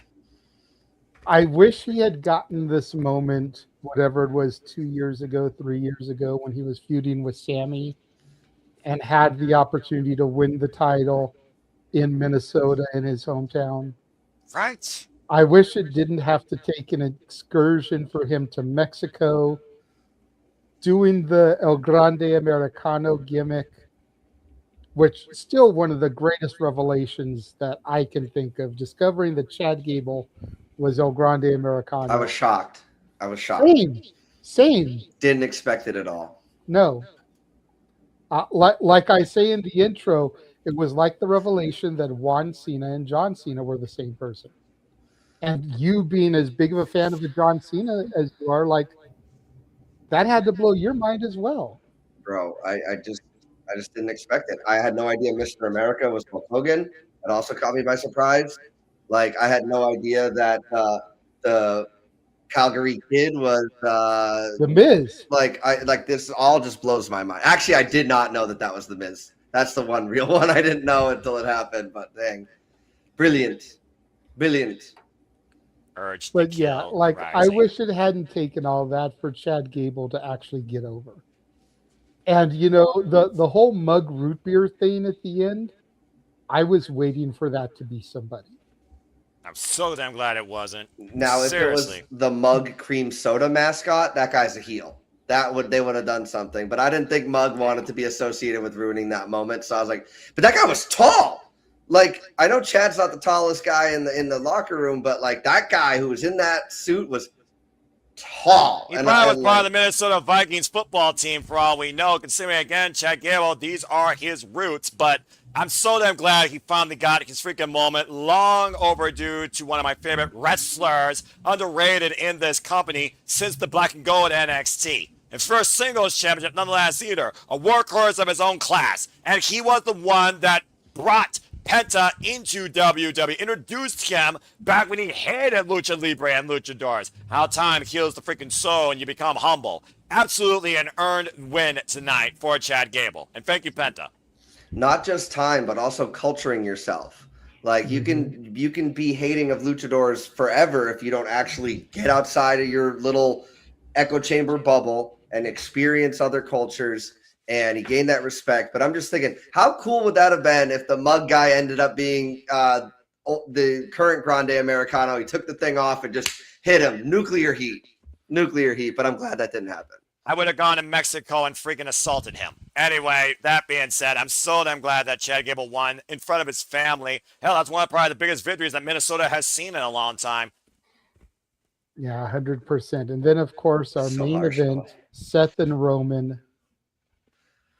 Wow. I'm not surprised that Seth went back to the Shield well. Me neither. You called it. I did. I called it for the other side, though.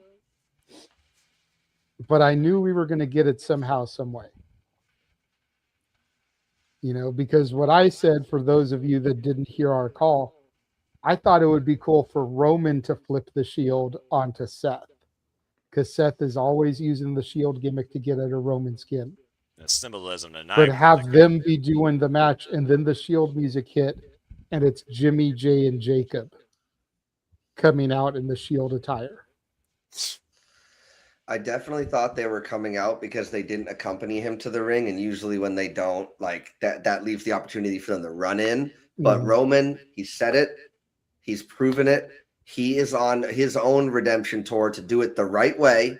This is another match. Okay, don't get me started on the stair spot at WrestleMania because I'll lose my shit. Don't get me started on the 35 to 2 minutes of countouts that were missed and then Seth hit him with a foreign object. Don't get me started on all that. This ref was clearly a rookie, but Roman's been doing this clean, no interference, which is the biggest problem with his 4-year-long reign, was that he wasn't winning matches clean and then just moving on to the next guy. And like, he's doing it the right way, and I had hope that he would do it the right way. And to the contrary on that, like, Roman needed to shed the shield. Rollins was going to try everything to get under his skin.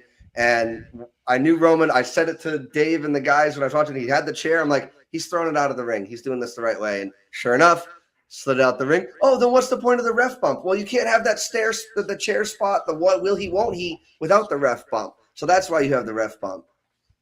It's also one of those things where, again, testing the moral code of these two men that have been brothers in this business, defined by one another. As I said, I followed the Shield since the very beginning, and tonight I truly felt like we witnessed the Shield ending. The book was closed. What started a proverbial chair shot to the back ended with an emphatic finish with no asterisks. That's what was more important here, not the championship, but the closure. The fact that Seth Rollins came out with a white Shield vest, looking to make the slate clean, and the proverbial colors of his gear defining the areas of the maniacal Monday Night Messiah, the architect, the guy, Seth freaking Rollins, the better professional wrestler. There was more than just a need that Cody was basically saying he needed to do. There was something here that both men desired. And in a way, with Seth's defeat and Roman's victory, I think they both got it, especially with the proverbial, and this really took me back, final fist bump. The fact they even called back to Dean Ambrose, John Moxley,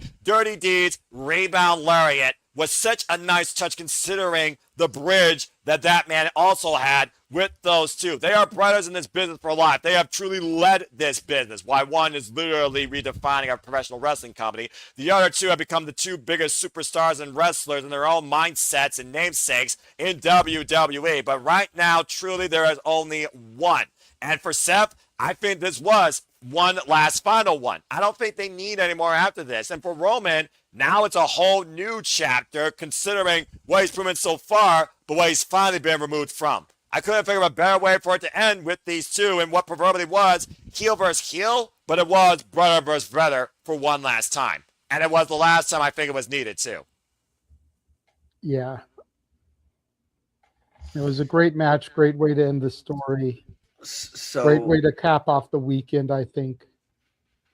100%. And I mentioned my brother earlier because I called him on the phone on the drive home, and he knows who Roman Reigns and Seth Rollins are. Obviously, he doesn't live under a rock, or at least he knows who Roman Reigns is. But and fair enough. I couldn't help, maybe it was the excitement of everything. I might need to watch it back, but the match from my childhood that I go back to, like, that really, really, really got me like hooked on wrestling was WrestleMania 17. I know everybody's talked it ad nauseum, Stone Cold versus The Rock. This felt like that match. The false finishes, the using each other's finishers, the storyline with weapons, will he, won't he, what are they doing?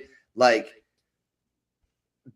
the match could have been 10 minutes shorter and ended earlier, and I still would have loved the match, but they freaking told a story. And to the point about Seth Rollins being a better professional wrestler than Roman Reigns, I can't remember who said it to CVV, what wrestling legend told him that, but wrestling, obviously it's all subjective, but wrestling and pro wrestling happens between the moves.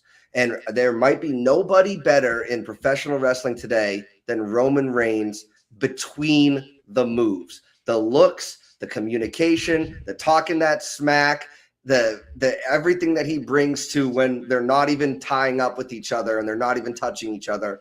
Like, it's just infectious, and this is wrestling, damn it.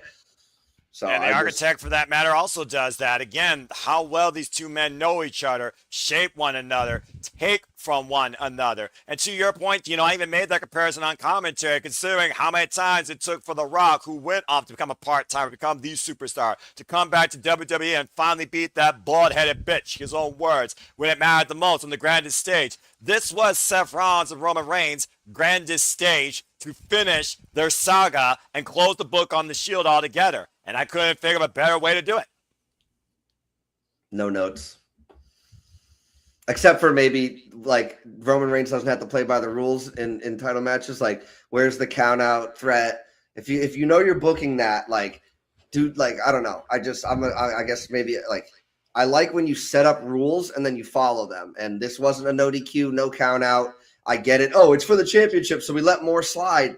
Well, that's not technically true because they started doing the count out once they got to ringside. So does being out of the ring not count when you leave ringside? If you're in the crowd, you're no longer eligible for a count out. Like, that's just my logical brain. I need to Stop just turn it off. playing logic. I'm going to tell you right now what I'm telling every other Yahoo in this family and every other Yahoo on the internet with all due respect. Stop putting logic in professional wrestling. You'll live better and enjoy it more, damn it. There's one word you lose: idiocy. And every referee, especially in a main event setting, offers idiocy. It is what it is. Deal with it. Count out don't mean shit. And there's Noah Foster for everybody. Why don't we let Ash speak now, shall we? Yeah, please. Oh, yeah, sorry. I did not see the Seth Rollins. Stop it! Yeah, I didn't see the main event match. I haven't gotten around to watching it yet. It's okay. I envy you because you get to enjoy what I think is a fantastic match. Probably Meltzer 3 stars, but what I thought was a fantastic match. And you get to watch it. Let's be honest, Gino. 1 3/4. That's being generous. That's a generous. But yeah, Ash. No, he's right. He's right. It is a 3-star match because it's a Seth Rollins match, not a Roman Reigns match. It gets deducted because it's a Roman Reigns match. Fair enough. Fair enough. And when Will Ospreay and Kenny Omega have the exact same match, it'll be a 7-star. Oy vey. That guy's going to retire off that ranking system. More bizarre than Rotten Tomatoes. It'll never happen, but I kind of want Roman to go to AEW just so I can see if Meltzer will change his tone on his match ratings for Roman matches. I bet you guarantee that will happen because I got a theory about this, okay? Ooh, let her cook. Let her cook. Uh-oh. So, you know a guy named Bryan Danielson? Yes, the American Dragon, of course, now retired. Never heard of him. Yeah. or Daniel Bryan, as other people might know him. Great guy. Yes. So you're your homework, bro. I know. I'm kidding. I know you are. Continue, Ash. You guys don't find it very, I don't know, coincidental, suspicious that Bryan Danielson got his first 5-star match from Dave Meltzer the moment he, I don't know, stepped foot in AEW and had a match with Kenny Omega? Just saying. Well, considering that wasn't the WWE superstar Daniel Bryan, it was the fucking American Dragon from PWG and Ring of Honor, Bryan Danielson. Raw, aggressive, unfiltered passion, and able to truly be himself in the ring without WWE handcuffing his style. To a point, Daniel Bryan did wrestle, most of the same, but truly I didn't see Bryan Danielson as Daniel Bryan combination until he became the new Daniel Bryan, if I'm being perfectly honest. Also, Ash, and I'm sorry, no, I'm saying this tongue in cheek, but the difference is the amount of people in the arena and things of that nature. But I love Daniel Bryan in WWE and in Bryan Danielson, his true name in AEW. Like, I just wish we got to see more of him, but he's happy doing what he's doing and the light schedule, not traveling every week. Like, but with Brie Mode, I know Noah's favorite. She's hurt now, but with her in WWE, like, I think Daniel Bryan's going to have to get he's going to have to be in the Hall of Fame at some point. So at some point he has to be back. As with Jon Moxley, who I think Roman even name dropped Dean Ambrose as he was walking out of the ring after the event went off the air, but they still showed the stuff after. So. That's fair, and we all know how close Dean Ambrose and Roman Reigns are. I mean, again, they literally were with each other all the way to the very end and beyond that respect. All three of them are. I will say this. I do love Shield lore shit, so I'm definitely going to go back and watch this match and enjoy every minute of it. As a guy who puts the Fed in his own classification of professional wrestling passion, I recommend that you do that. Got a couple of questions from Marshall in the chat. Do you think Nick Aldis will wrestle again? I'd like them to, yeah. Yeah, I want their match. I think he will if the situation calls for it. Mm-hmm. That's a good point. I think all Aldis really wanted was to be able to say that he had a match in the WWE. The dream. The And dream he lives. did. The dream fulfilled in front of his family. And he had a match against one of the greatest right now. Yep. Now, there's two other people that I think he already that I know, but we'll see if they pay it off. But he's got two other people that one of them returned last night, and one of them hasn't been seen in a while. That he has confrontational physical altercation history with, and that's Randy Orton and the Scottish psychopath Drew McIntyre. Yeah, and I would absolutely want to watch both of those matches, especially after seeing the National Treasure do his thing. Because I didn't watch him in NWA and TNA, but I know he can go, and I would love to see those matches. Yeah, if he was going to put the boots on one more time, those are the only two opponents at this point that I would say he would do it against, because considering, again, the long-term history. But again, Gunther was the perfect foil considering the roots of traditional British strong-style wrestling, European tekkas that those men have been founded upon since the genesis of their career. Couldn't be happier for the National Treasure. But again, in WWE, it's that dream. He achieved it, did with his family, now back to business.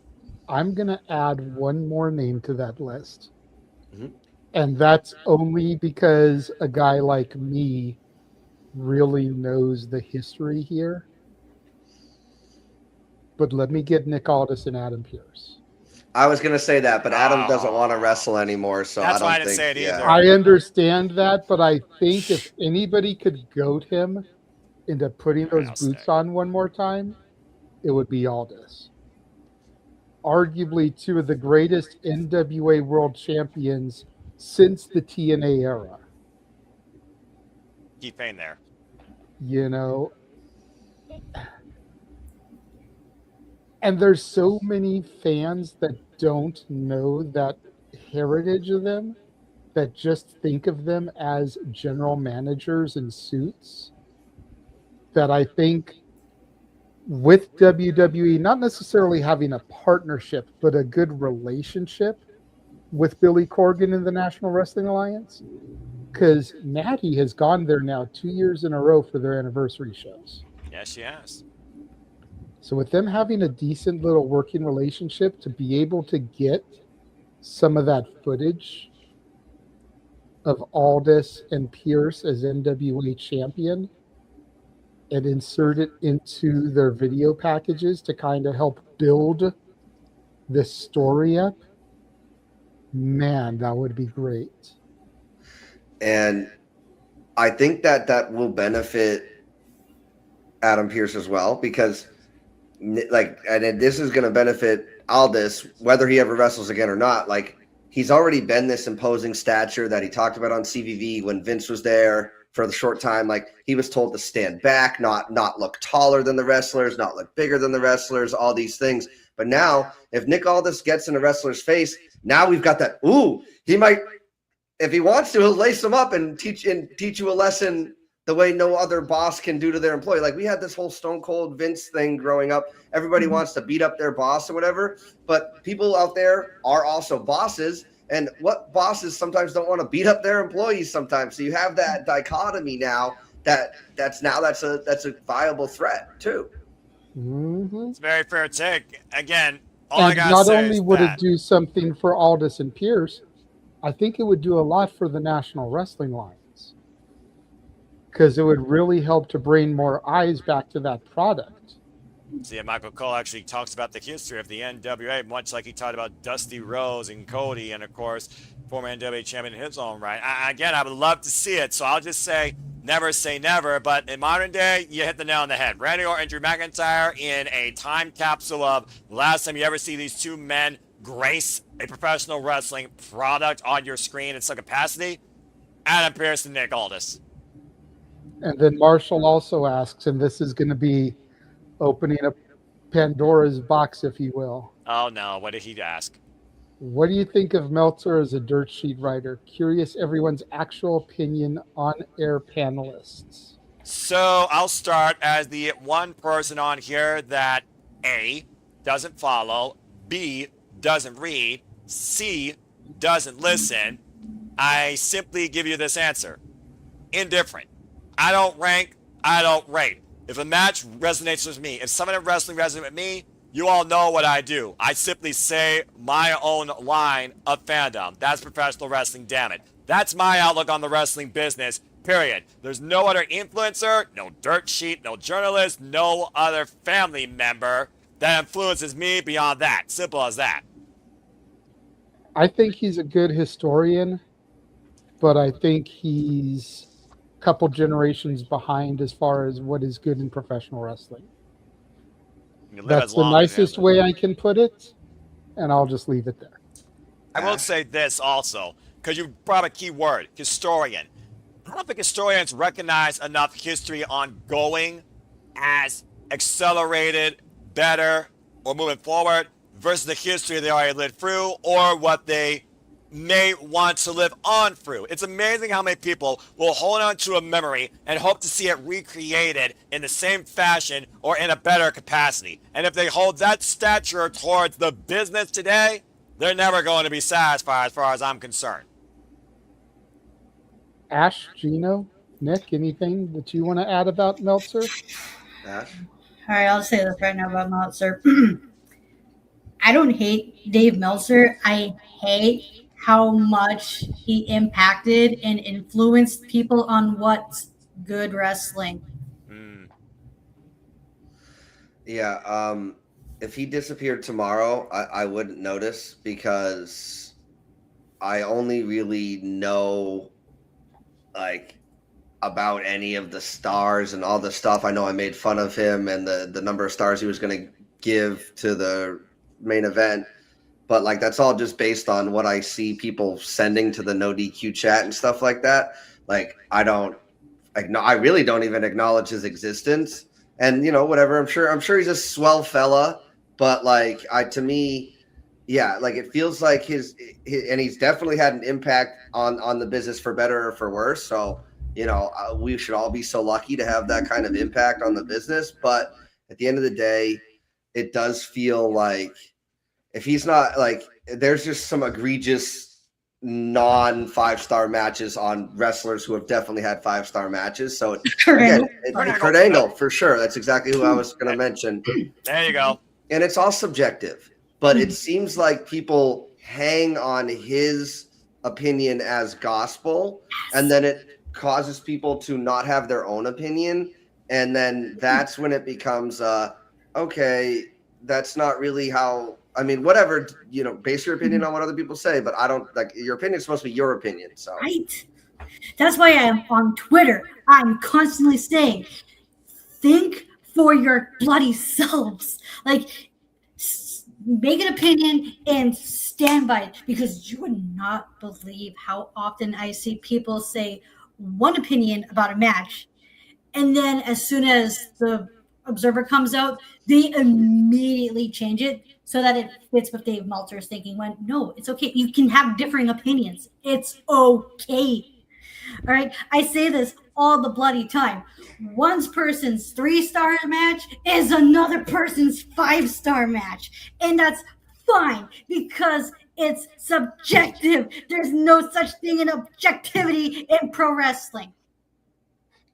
And thank you everyone for coming to Ash's TED Talk. And you know, I was going to say, Noah, thank you for changing the background and giving the solo. that was You're welcome. And she's not wrong though. Like seriously, the fact that people might be robots. Fucking Google asked, "Are you a robot?" Maybe everyone here's the damn robot. If you literally follow the religion of Meltzerism. For example, you know how many 5-star matches Meltzer gave this little buddy, this beautiful, handsome man? No. A lot. Do I like this guy because of that? Fuck no. I love me some Techers. That's why I love this man so much. I don't give a shit what Meltzer says about him. I love seeing Zack Sabre Jr. do his technical wrestling. It's just, oh my God, the way that yeah, I'm done. Okay, this is turning into Ash's euphoria moment. Let's breathe here now. I'm going to cool you down. Yes. Calm down. We know Ash loves Bloody Techers. You can buy her shirt at the store. So Well, go ahead, Gino. You were I going to also say? love European wrestling, by the way. Well, you and me both, but let's let Papa Gino talk because he probably had something about European wrestling as well. Go ahead, Ronald. Well, you know, I feel like I've also done a lot of talking, so I'm happy to let Ash go. But two things to that point. One, Twitter's not the place for original thoughts and ideas. It's definitely very much an echo chamber. It's the cesspool of social media. And you know how they changed it from Twitter to X, and it used to be tweets? I kind of consider the new way to call those are excretions, because that's really what they are. And second to that, I watch a lot of movies and TV shows, and there's a few guys or gals that I value their opinion online. But these people make a point to say we don't always have to agree. Like, I don't listen to people that I always agree with. I listen to people I respect their opinion, even if I disagree with them, because they can articulate their opinion in a logical way that, again, okay, like, you have that opinion, I see it differently, but I respect your opinion. And again, respect is a word that I don't think Twitter's ever had, but you know, like, you don't have to, like, you're changing your opinion because you find out Papa Meltzer told you that to think a different way about it. It's like, it's just not a good way to live your life, man. And men and women, just freaking have your opinions, stick to your guns. It's all subjective, whether it's movies, whether it's wrestling. It's all art at today. Like you said, one person's 3-star match might be another person's 5-star match. And you're absolutely right. At some point, Ash and I need to come up with our own star system, I feel like, because of our freaking I have my own rating. This is my rating. It goes from, oh my god, this is so fucking amazing, to, oh my god, this was so fucking horrible. This is shitty. I would love to know one match that falls one of those categories and the other. Of course, you guys can go back into the archive of commentary watch-alongs that I do, where more often than not, outside the Fed, I literally say, that's professional wrestling, damn it! At least for one match, particularly, more often than not, out of almost any company. And there are a couple of times where you'll watch me on Shenanigans or like the watch-alongs where I say verbatim, this is what I love in a pro wrestling match. Yep. We had a match tonight that I think can follow that dichotomy. For example, Chelsea Green won the championship and what I thought was a very entertaining, this is awesome match. But you know, Michael Hayes is back there probably throwing up in the trash can. Yes, fucking champion, finally, will you stop that? But you know, Michael Hayes is probably thinking that was the worst thing ever. So we had one example of that tonight. So,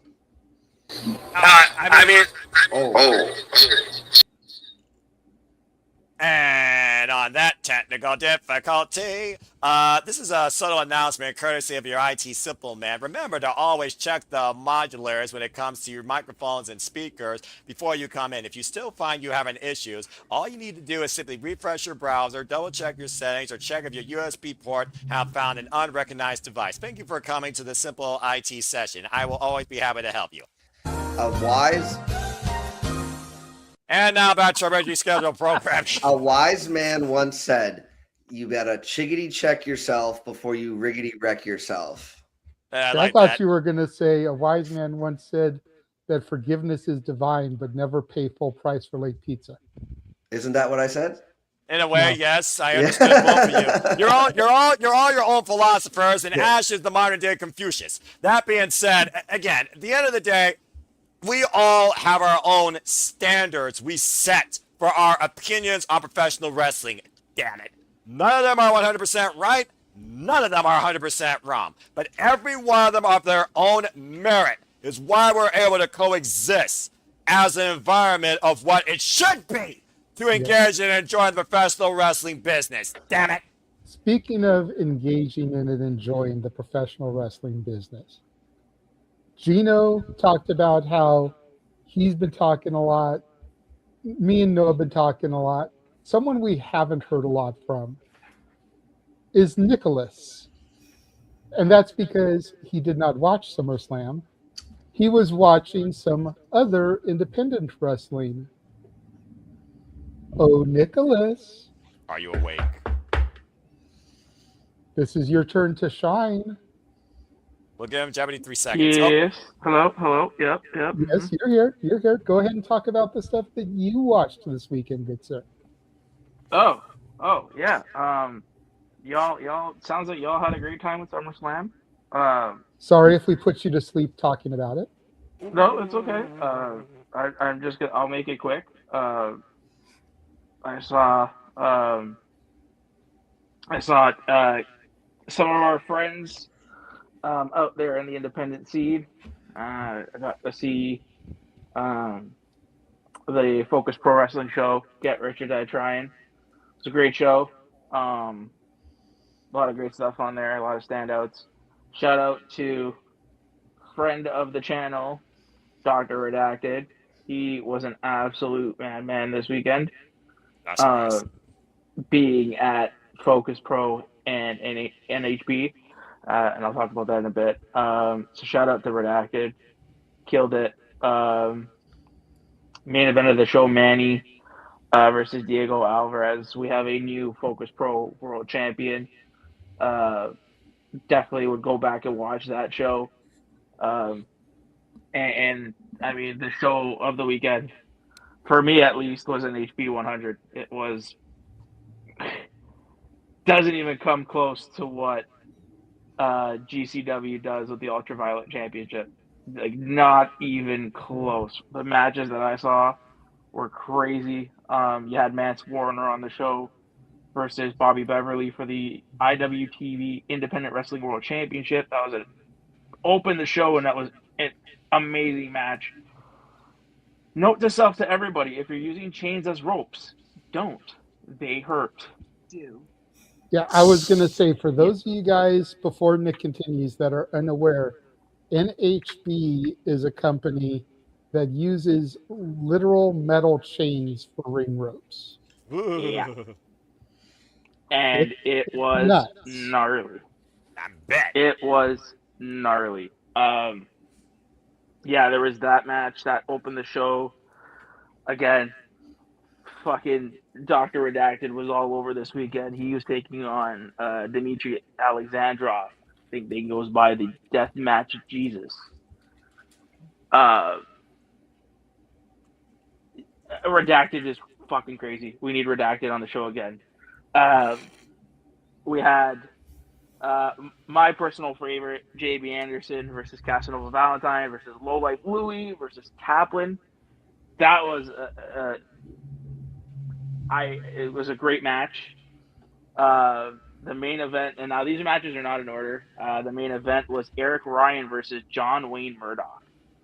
Dude, when I tell you that these guys went out there, it's a sight to behold. These guys fucking killed it. And then you had James. This match here that I'm going to talk about next. This was a mystery fight, and we had no idea what was going on.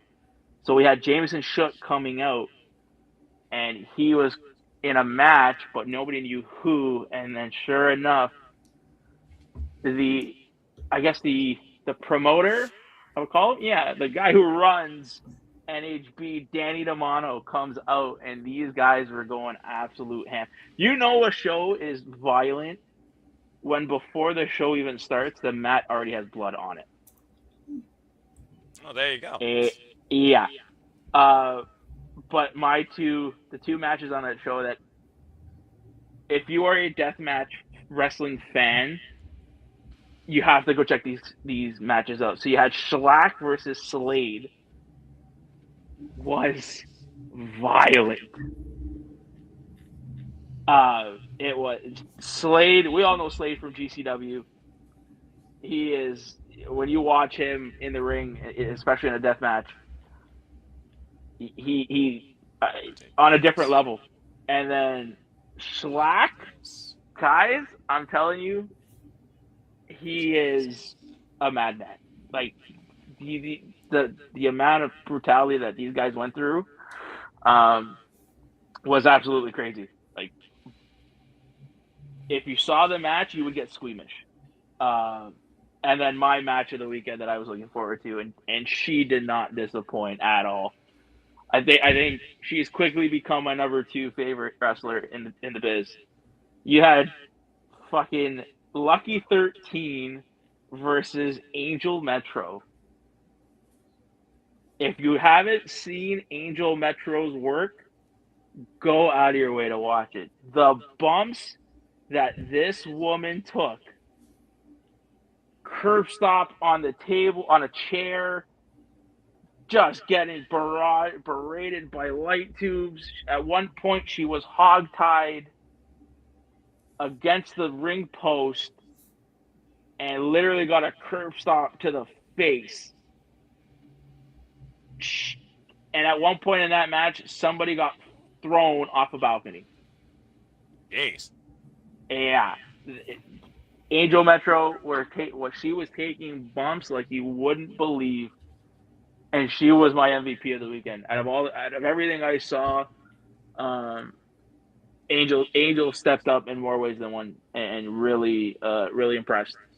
But other than that, if you had a chance to go watch NHB 100, I'd go watch it. If you have a chance to go watch Get Rich or Die Trying, I would go watch it because Joe Sawyer. He is making his Focus Pro Wrestling debut.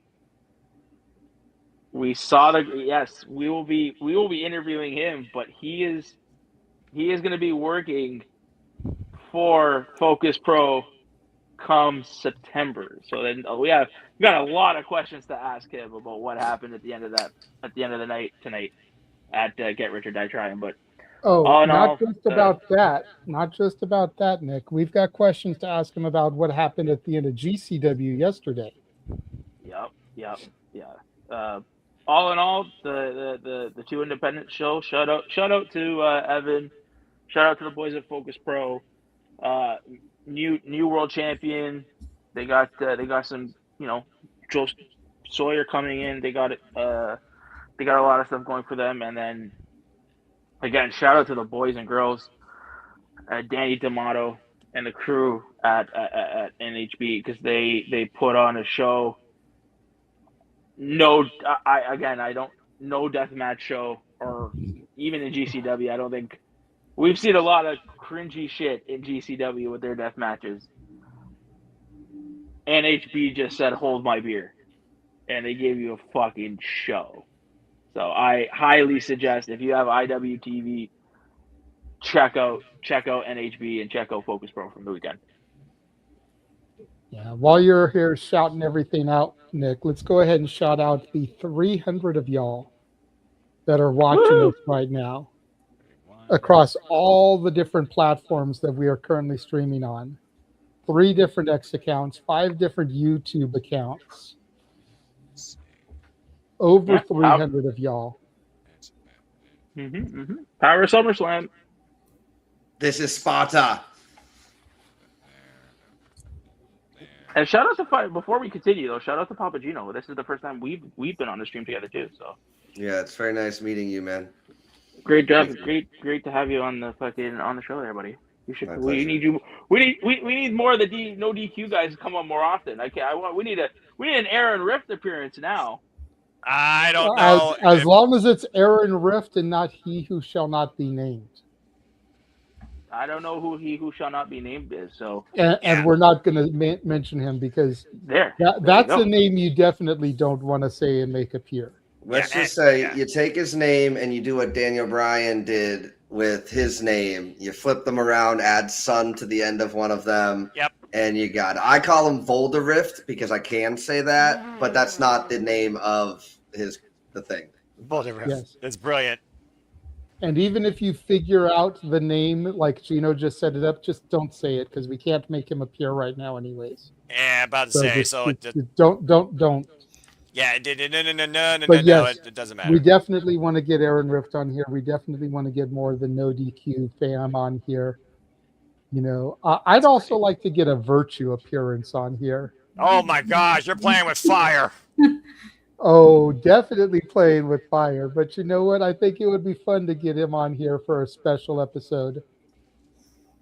Maybe when we do one of our year-end shows, with the awards and whatnot, maybe we can get him on here to present an award or something. I suppose that's food for thought here. I'm just updating the Galaxy scores now. Now they But got the team scores. now that we're broadcasting on Aaron's personal channel as well, Papagino is part of that team as well. Gino, go ahead and tell everyone about your major push wrestling. Like, we're not necessarily wrapping up, but since we're taking this little moment, tell everybody about what you do.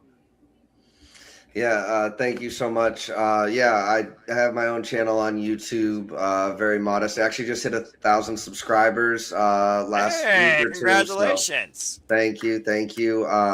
I do my major push wrestling talk show. We got some of the guys coming on. I also do Rocket League live streaming, and then I do the Predictions League breakdown, PLB, with the Simple Man, Noah Foster. We try to get them Mondays right after the pay-per-view. Sometimes it doesn't happen, but we will be having one 6 p.m. tomorrow. Go check that out on either of our channels, and it'll be on Aaron's channel. But yeah, it's just Papagino0017. Just type that into YouTube, and I'll show up, and would be happy to have your viewership and support as well. But I appreciate you giving me the opportunity to plug. That's not why I'm here, but I appreciate it. No, of course. We always give people the opportunity to plug, usually at the end of the show. But, we were just taking that second there. Figured, give the opportunity. You don't know how long we're going to have you either. So, Yeah, exactly. There's a reason I actually stayed on besides updating the scores, because I'll admit this is fun. And so far, conversation, it's been interesting. And again, this weekend in general has just been very interesting. And I do think SummerSlam, once again, as the Fed does, for me even, it surpassed expectations. It was a very good weekend. So let me ask this general consensus for everyone. And I know, Nick, you can't really give your thoughts because you didn't watch. Would you say that SummerSlam, especially when you put both nights together, outperformed WrestleMania this year? Because I know a lot of people feel like night one of WrestleMania was complete trash. And while night two of SummerSlam may have been the better night, I don't feel like night one was horrible either. So based off of what I'm hearing in feedback, I think SummerSlam probably outdid WrestleMania. But then again, like I said, I didn't physically watch. So I only had the call in my ears I was producing tonight and yesterday.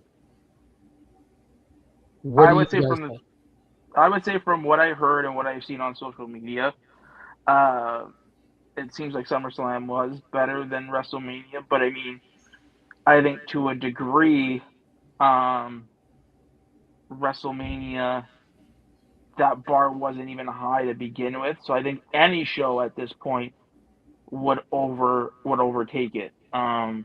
With just how night one of WrestleMania, because I watched both nights of WrestleMania, just seeing how WrestleMania came off this year is something that just, and I'm not saying this because not to be a WWE hater, just came off just terrible in night one, and they tried to bounce back in night two, and they did an admirable job of doing it.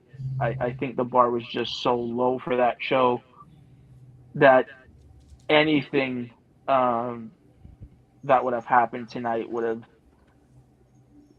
besides the creative, let's say Chad Gable not winning or Cody Rhodes winning the title again. I'm saying barring like those creative decisions, I think any show from this after WrestleMania would have been better than WrestleMania. I don't think there was really a bar that was set. Okay.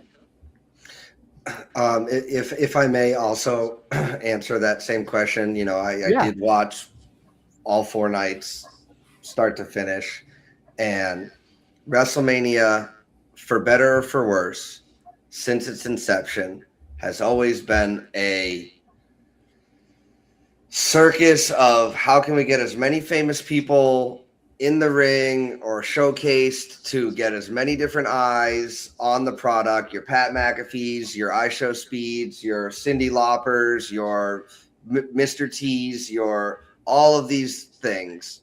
And it feels like SummerSlam is less about that and more about the product.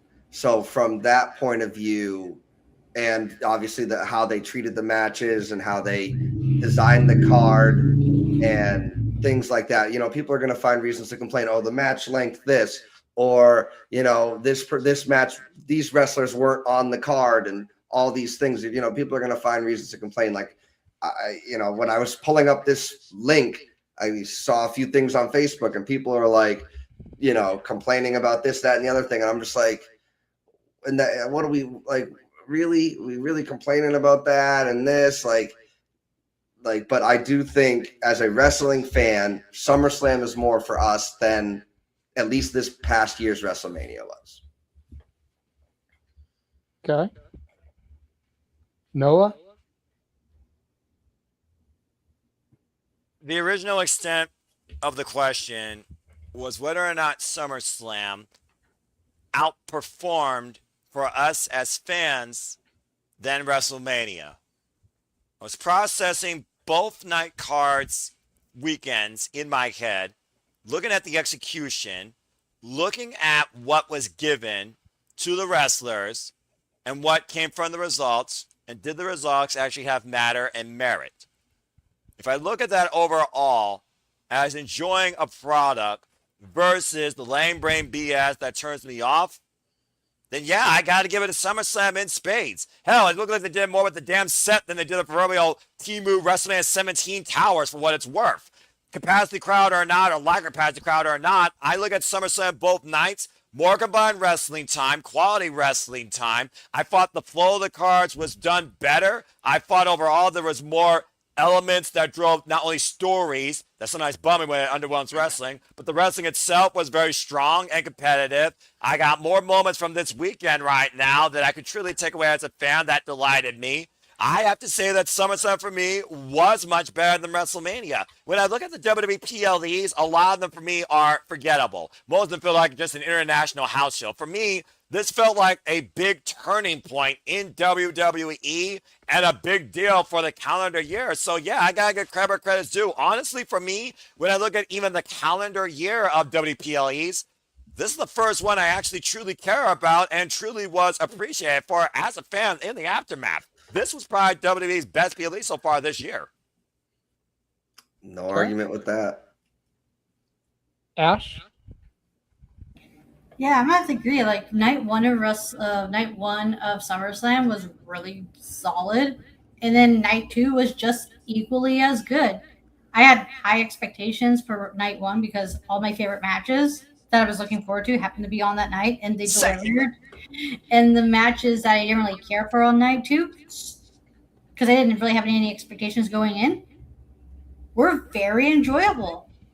Like if SummerSlam was like, if both nights were crammed into one night and it was like 6 hours long, that 6 hours would have flown by smoothly. That's how good that SummerSlam was. See, I don't know. I feel like people would have complained like they do about AEW shows about it being too long. Well, that's the thing about wrestling fans. They're just going to bitch about something regardless. Yeah, whether it's time, athlete, company, this or that or this, the color of the gear, there's always going to be someone to complain, blah, blah, blah, blah, blah, blah, blah. Use your brain cells for something better. Let's not forget, part of the reason that WWE split things into two nights the first place was because that WrestleMania that got so freaking late that it left people stranded on the train platforms. Yeah, 35. Go, you poor souls. So it's like that's part of why this happened in the first place, is like trying to present so many matches that belonged on the card in one night. It's just an overload. This is something we were talking about this a little bit in a space last night, you know, and Gino, I don't know how familiar you are with spaces on X, but we were talking about this in a space last night, and could AEW benefit in doing two-night shows? Because what's people's biggest complaint about an AEW pay-per-view? They're They're too lame. long. They try to shove 12, 14 matches into one night. And I brought it up. I was like, I think they have to trim some of these matches to begin with, because presenting a 12-match show just isn't realistic in the modern era. But then for the bigger shows, maybe like the 4 that originally started things for AEW, maybe make those 2 nights, because those are your bigger shows anyway. Those are your big 4, if you will. And especially something like an All In, which is their equivalent of WrestleMania, could possibly benefit from being a 2-night show. So I want to preface this for anybody who's watching or listening to me for the first time. Go for it. I'm not the biggest like AEW consistent viewer. I admit that. I keep my ear to the ground with the pay-per-views and what's going on, so that when I go into the Predictions League breakdown for AEW events with our man Noah Foster, I can present an educated point of view for the product, so that I don't let him or the viewers down. Having said that, I've always been a fan of one-night events. Thank you. Just personally, I get why, and like back in the day, it was if you're on the card or one of the 2 nights when they're splitting it to 2 nights and things like that, like you're getting that WrestleMania payday. And that was in an era when wrestlers we knew were drastically underappreciated by their bosses, drastically underpaid by their bosses. They were live or die on merch. So an Andre the Giant Battle Royal could get 30, 20 people on the card and get them that payday and get them that exposure. But with AEW, yeah, I mean, 12 to 14 matches, that's a tall ask. But if at the same time, if I'm somebody who's buying a ticket to this event, I'm getting my money's worth. If I'm somebody who's buying this pay-per-view, whether it's for the discounted rate on Max or straight up on the pay-per-view channel or whatever, like you are always getting your money's worth with that. And I think that is kind of the thought process with AEW going into, we want to get as many people on the card as possible.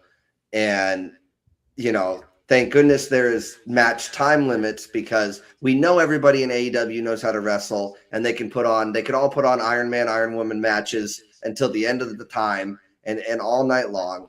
Maybe they just need to start those cards earlier. But again, I think it just comes down to AEW and Tony Khan specifically wanting to make his fans happy and give them their money's worth. But if they did something 2 nights, then my fear is almost like with SummerSlam, like, well, if I can only afford to go to 1 night, because the ticket prices are either going to be the same for both nights or whatever. Like if you look at 1 14-night or 14-match card, how much is that versus going to 2 7-night cards? It's probably more expensive to go to 2 7-night cards with travel and all that stuff. And then what matches do you put on what card? And then you have people, well, I don't want to go to night 1, or I don't want to go to night 2. I only want to go to this one.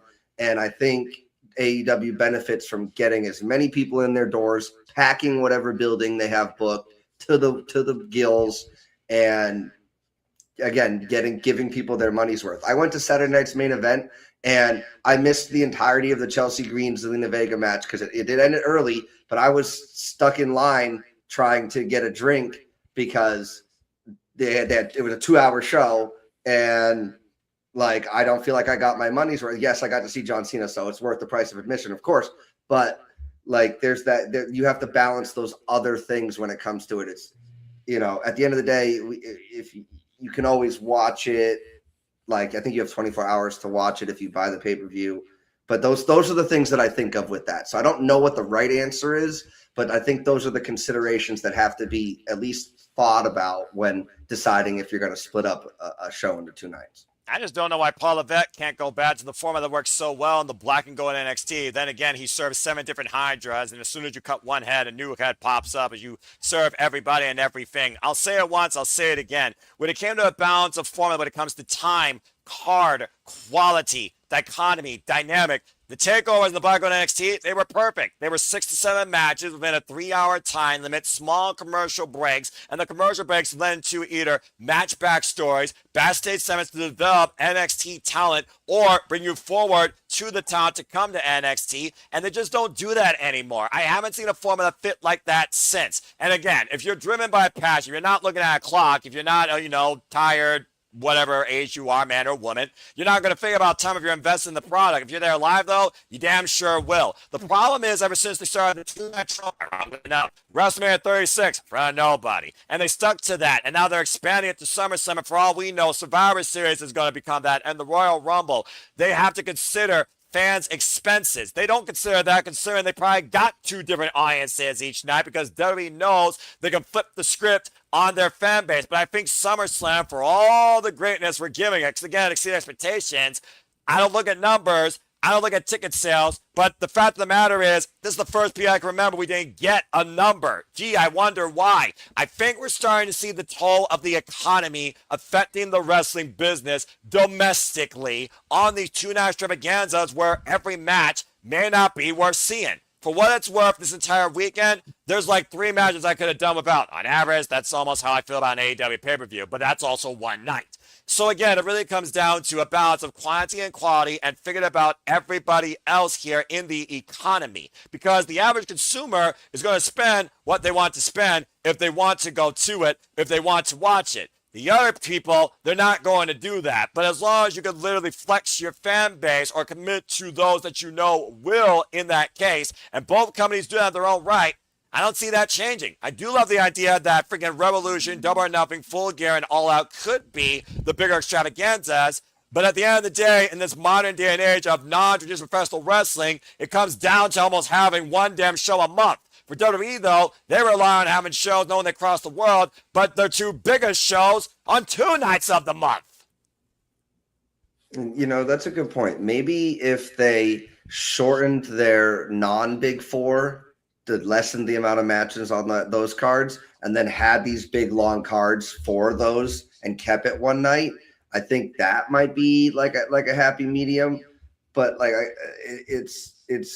it's difficult, because at the same time, this is in the middle of Minneapolis, Minnesota in the summer. It's not a destination. It's not, and you're in the United States, which I'm going to sound like I'm crapping on US fans here, but we get WWE all year round. When you go to somewhere like Saudi Arabia or London or Italy or France, those shows will always sell out no matter what's on the card, because those people are just happy to have a live wrestling that they have to watch at sometimes 3 a.m, depending on where they live. Now they get to see it in prime time with these larger than life superstars, even though maybe the term, there's not a lot of superstars in wrestling anymore, but like they get to go and have a good time.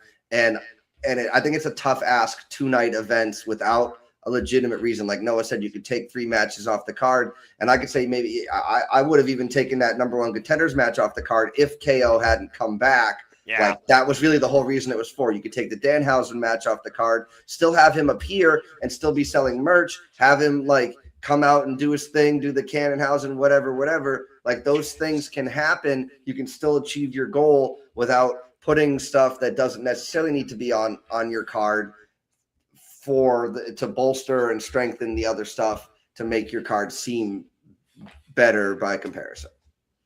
Exactly. I'm just waiting for the first 2-night Survivor Series. Let me just tell you this.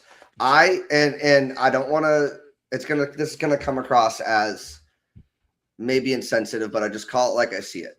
I don't think WWE believes that Money in the Bank, Royal Rumble, or Survivor Series, with their namesake matches being 1 men's match, 1 women's match, they would obviously have to split one or the other. It would have to be they wouldn't be on the same night.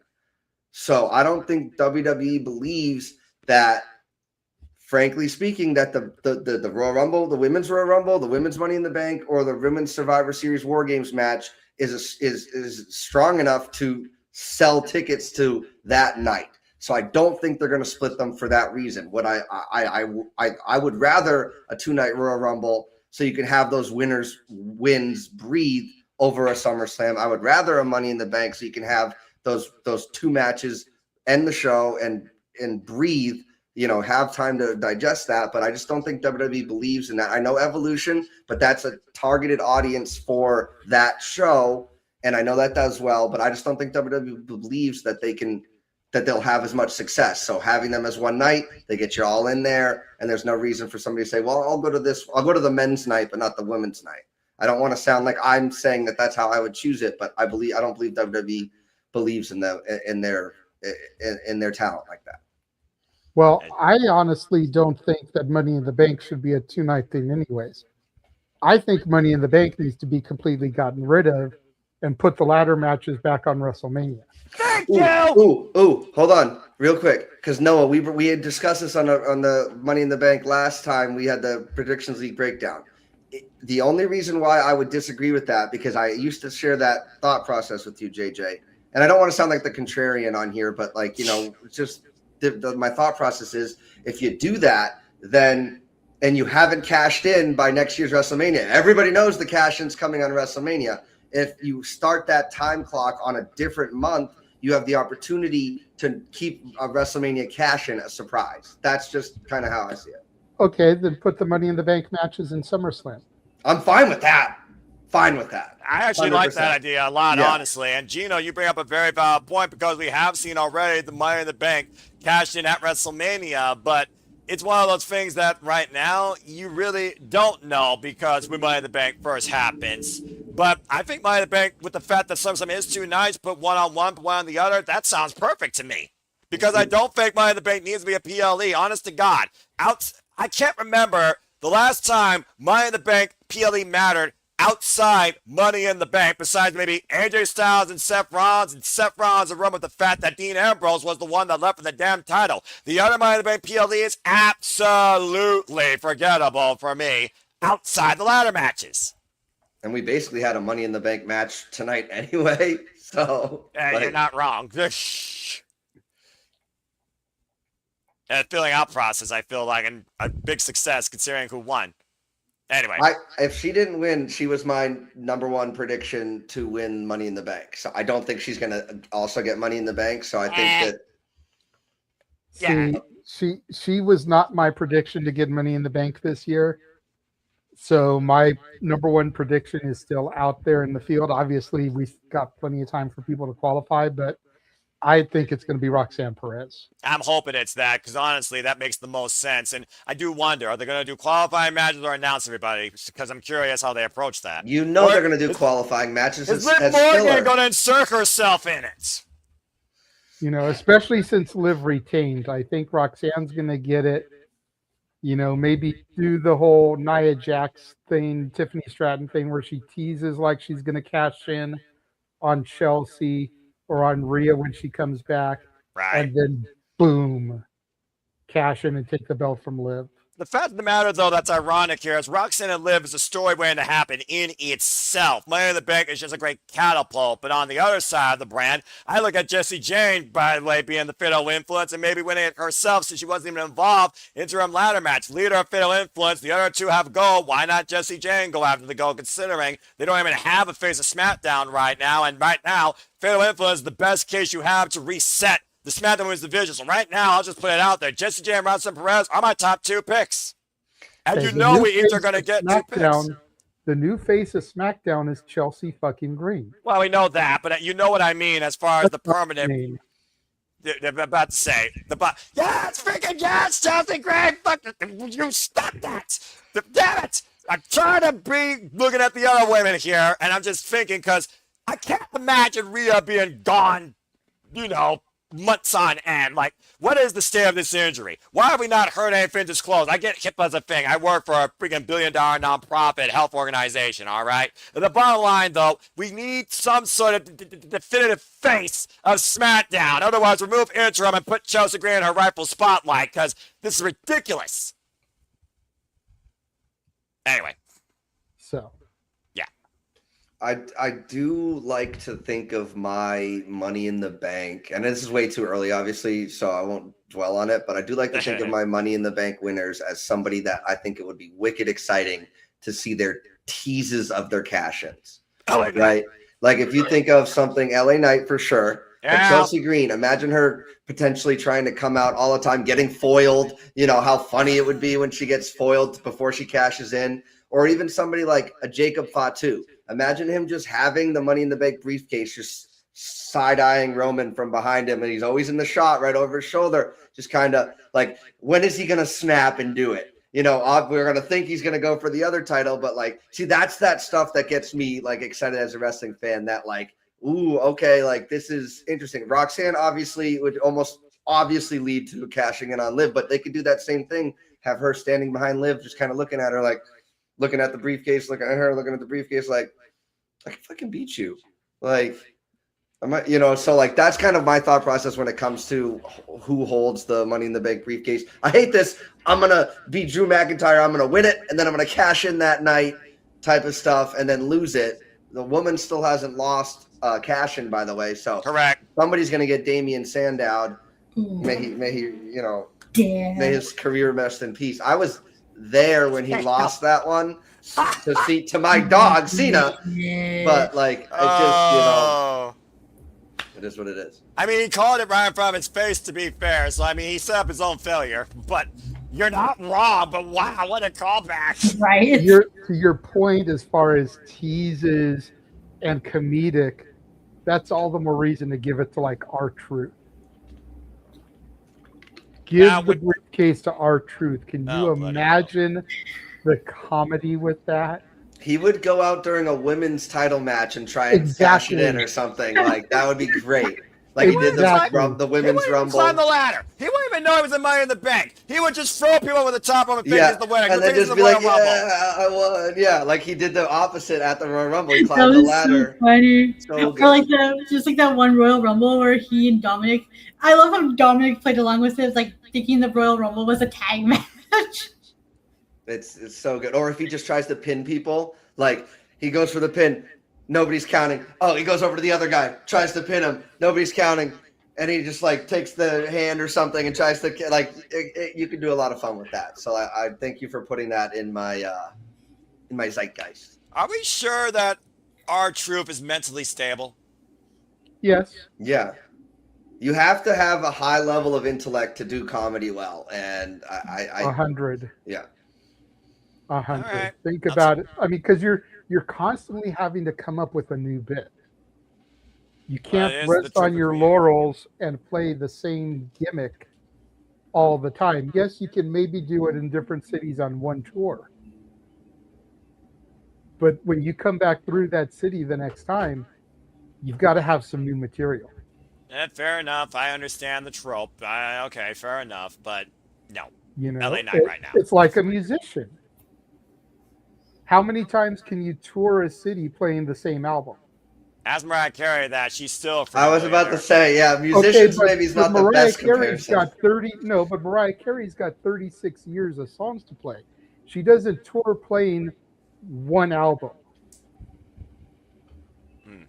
You play the greatest hits mixed in with some of the new songs. Sure. But you also don't always play the hits in the same order. No, you definitely don't. Yeah, okay, I guess that's fair. All right, I'll give you that. So like, it would be like, okay, let's take it back, just to use an album everybody knows, Metallica's Black Album. You're not going to tour every city for 6 years just playing the songs off of the Black Album. Not when you've got Master of Puppets, not when you've got For Whom the Bell Tolls, not when you've got Seek and Destroy, and all these other songs that you could be playing. Fair enough. I understand the comparison. If you want to hear more, name that tune. Go watch the last Simple session with me and Ash when I had her name that tune to video game. Stay tuned for the next Simple session, folks. It's getting time to be determined. Anyway, but yeah, I get it. But no, at the end of the day, LA Knight, and that's not an insult. That's just offensive. Yeah. Yeah. He didn't give us the pause and the cadence to do it together. What everybody's saying. There we go. L.A. Knight.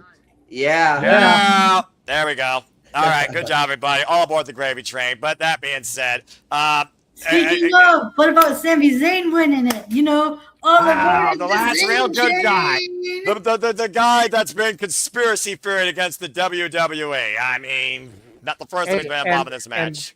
And like I told Noah, he's got a conspiracy now against Nick Aldis. He really does. He went into a match thinking it was going to be him and Finn Balor, just like he went in thinking he was going to fight Cody Rhodes. Nope. And got CM Punk. Yep. He went into this thinking it was going to be him and Finn Balor. Then he had two other people, one of them being his best friend. And ironically enough, JJ, that was the outcome. Kevin Owens pinned Sami Zayn to become #1 contender. So he's got a huge conspiracy against Nick Aldis. It's like, dude, this guy put in his letter of resignation, wanted to be a wrestler, had the letter of resignation torn up, reinstated, and then he screws Sami Zayn? Pretty much. I'm just saying.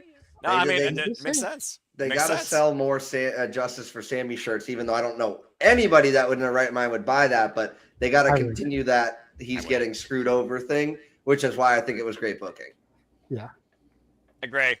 I missed the last real good guy shirt is something that, like, I've said this about wrestling merch. It's something that you should be able to wear that shows your fandom, but also can like exist as a real shirt. You know, as much as I love John Cena, it's his friggin' face plastered on the center of it. Again, no problem with John Cena, but like, I'm not frequently wearing that outside of these videos and stuff unless I need the color. Like if my buddy's on, he's doing rugby and his team is orange. That's the only friggin' creamsicle colored shirt I have. Okay, fine. But like the last real good guy, like that's a shirt you can wear. Unchosen by LA Knight. That's a shirt that like only the wrestling fans will know, and then you can feel confident wearing out. But that's just kind of how I see like the merch. I know that was my sidebar. It makes sense. That's fair. Yeah. And the last time I wore a wrestling shirt was Ron Simmons' Damn. And again, people could all recognize that word because everyone says it. And I kid you not, I was just walking down my neighborhood and every person at the sidewalk just said, damn. So I was like, okay, they know what it means. And if they don't, they know what the word means. I'm surprised they still don't sell those shirts because I feel like those would still sell. Yeah, I mean, come on. It was always one of those shows that I was like, you want to talk about comedy? You got a stupid segment, you got like a freaking burn, like, congratulations, Booger, you officially lost your status as a black man. And then freaking Farouk came out subtly, grabbed the mic and said, damn. Just walked out. Arrive, damn, leave. Oh, it was one of my favorite gimmicks of all time.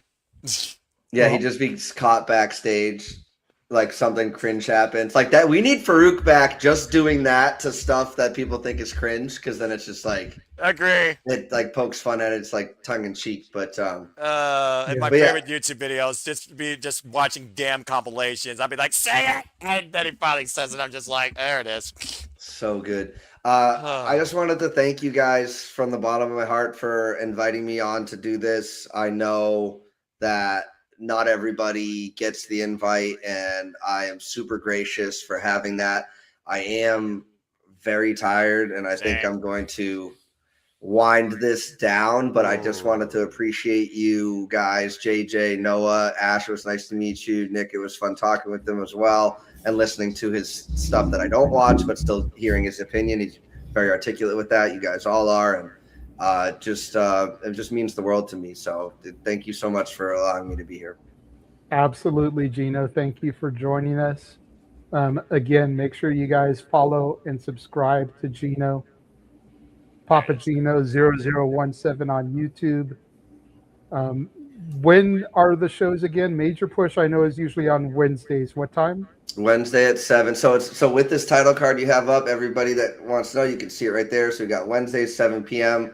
The Rocket League just whenever I find the time, and the Predictions League breakdown. We try to get it Monday at 6 after AEW and WWE premium live event pay-per-views. Sometimes that gets moved to Wednesday at 6 as well, but and that's Eastern time. yes, EST, yeah. I always like to clarify that for our viewers because right here we have Eastern, we have Ash's Central, and I'm Pacific. So just on the screen, we've got 3 different time zones. So It's a big screen. You're right. All right. Thank you so much, guys. Again, I appreciate it, everybody. And I will catch you guys on the next one. Bye-bye. Goodbye and good night. Have a good night, Nick. And then there were three. And the king. We went into a little bit of an extended version tonight because of the weekend festivities and having Papagino being part of the conversation. So I hope everybody enjoyed. But at this point, JJ, bottom line, Red's objective, find a happy medium. No company's going to give you it. But this weekend was a hell of a good time overall, and that's all that matters. Yeah, 100%. And I'm right there with Papagino. I think it's time to just kind of start to power down here. I am going to run our trailer one more time real quick because we've only ran it once. Then we'll come back, we'll do our plugs, and we'll get out of here. All right. And now for a taste of things to come.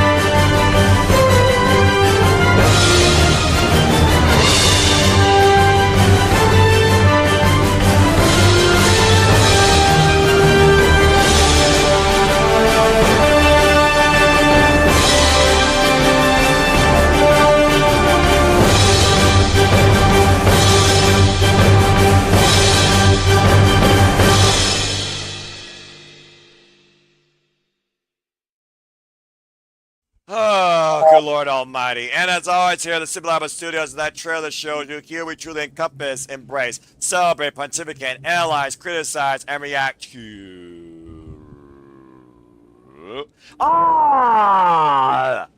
the wrestling. And once again, Papagino, you're very welcome for the invite. You know, much like Noah and I, you're more than welcome to join us anytime, good sir. Absolutely. We always welcome different people, different opinions. Marshall has been supposed to join us for a minute, but we just keep missing the setups. You know, he was supposed to join us a week or so ago, but something came up last minute. He was going to try to join us for Shenanigans this week, but I told him it was going to be Sunday. He said he wasn't going to be available. Then all of a sudden he was, and you know, we were kind of starting to wind things down anyway. So, yep. But we're open for people and their opinions and all that type of stuff. So, yep. But that being said, we've been on the air for almost 3 hours. We've gone almost an hour past Noah's cutoff time, even with him having taken 10 minutes off because the dumb fuckery and the Joe Hendry gimmick. Yeah, but hey, Papagino had to be here. It's a Sunday night shenanigan. We had engaging discussions. I figured I'd give you all the benefit of the doubt, even with 10 less minutes, and I'm glad I stood around. Yeah, I was going to say, and we did it earlier. Like, we started 2 hours before normal. True. You know, so it's barely hitting midnight. So, like, it literally just hit midnight here on these coasts. Yeah, we would only be getting through the first hour on a normal shenanigan night. So, right. Keep that in perspective. So, Ash, let's go ahead and get your plug going. Yeah, you can find me on X, the app formerly known as Twitter, at ShadowBadAsh. And if you'd like to, you can subscribe to my YouTube channel at Batty for Wrestling. Don't be a dickhead. Dickhead. That's right. Simple Man.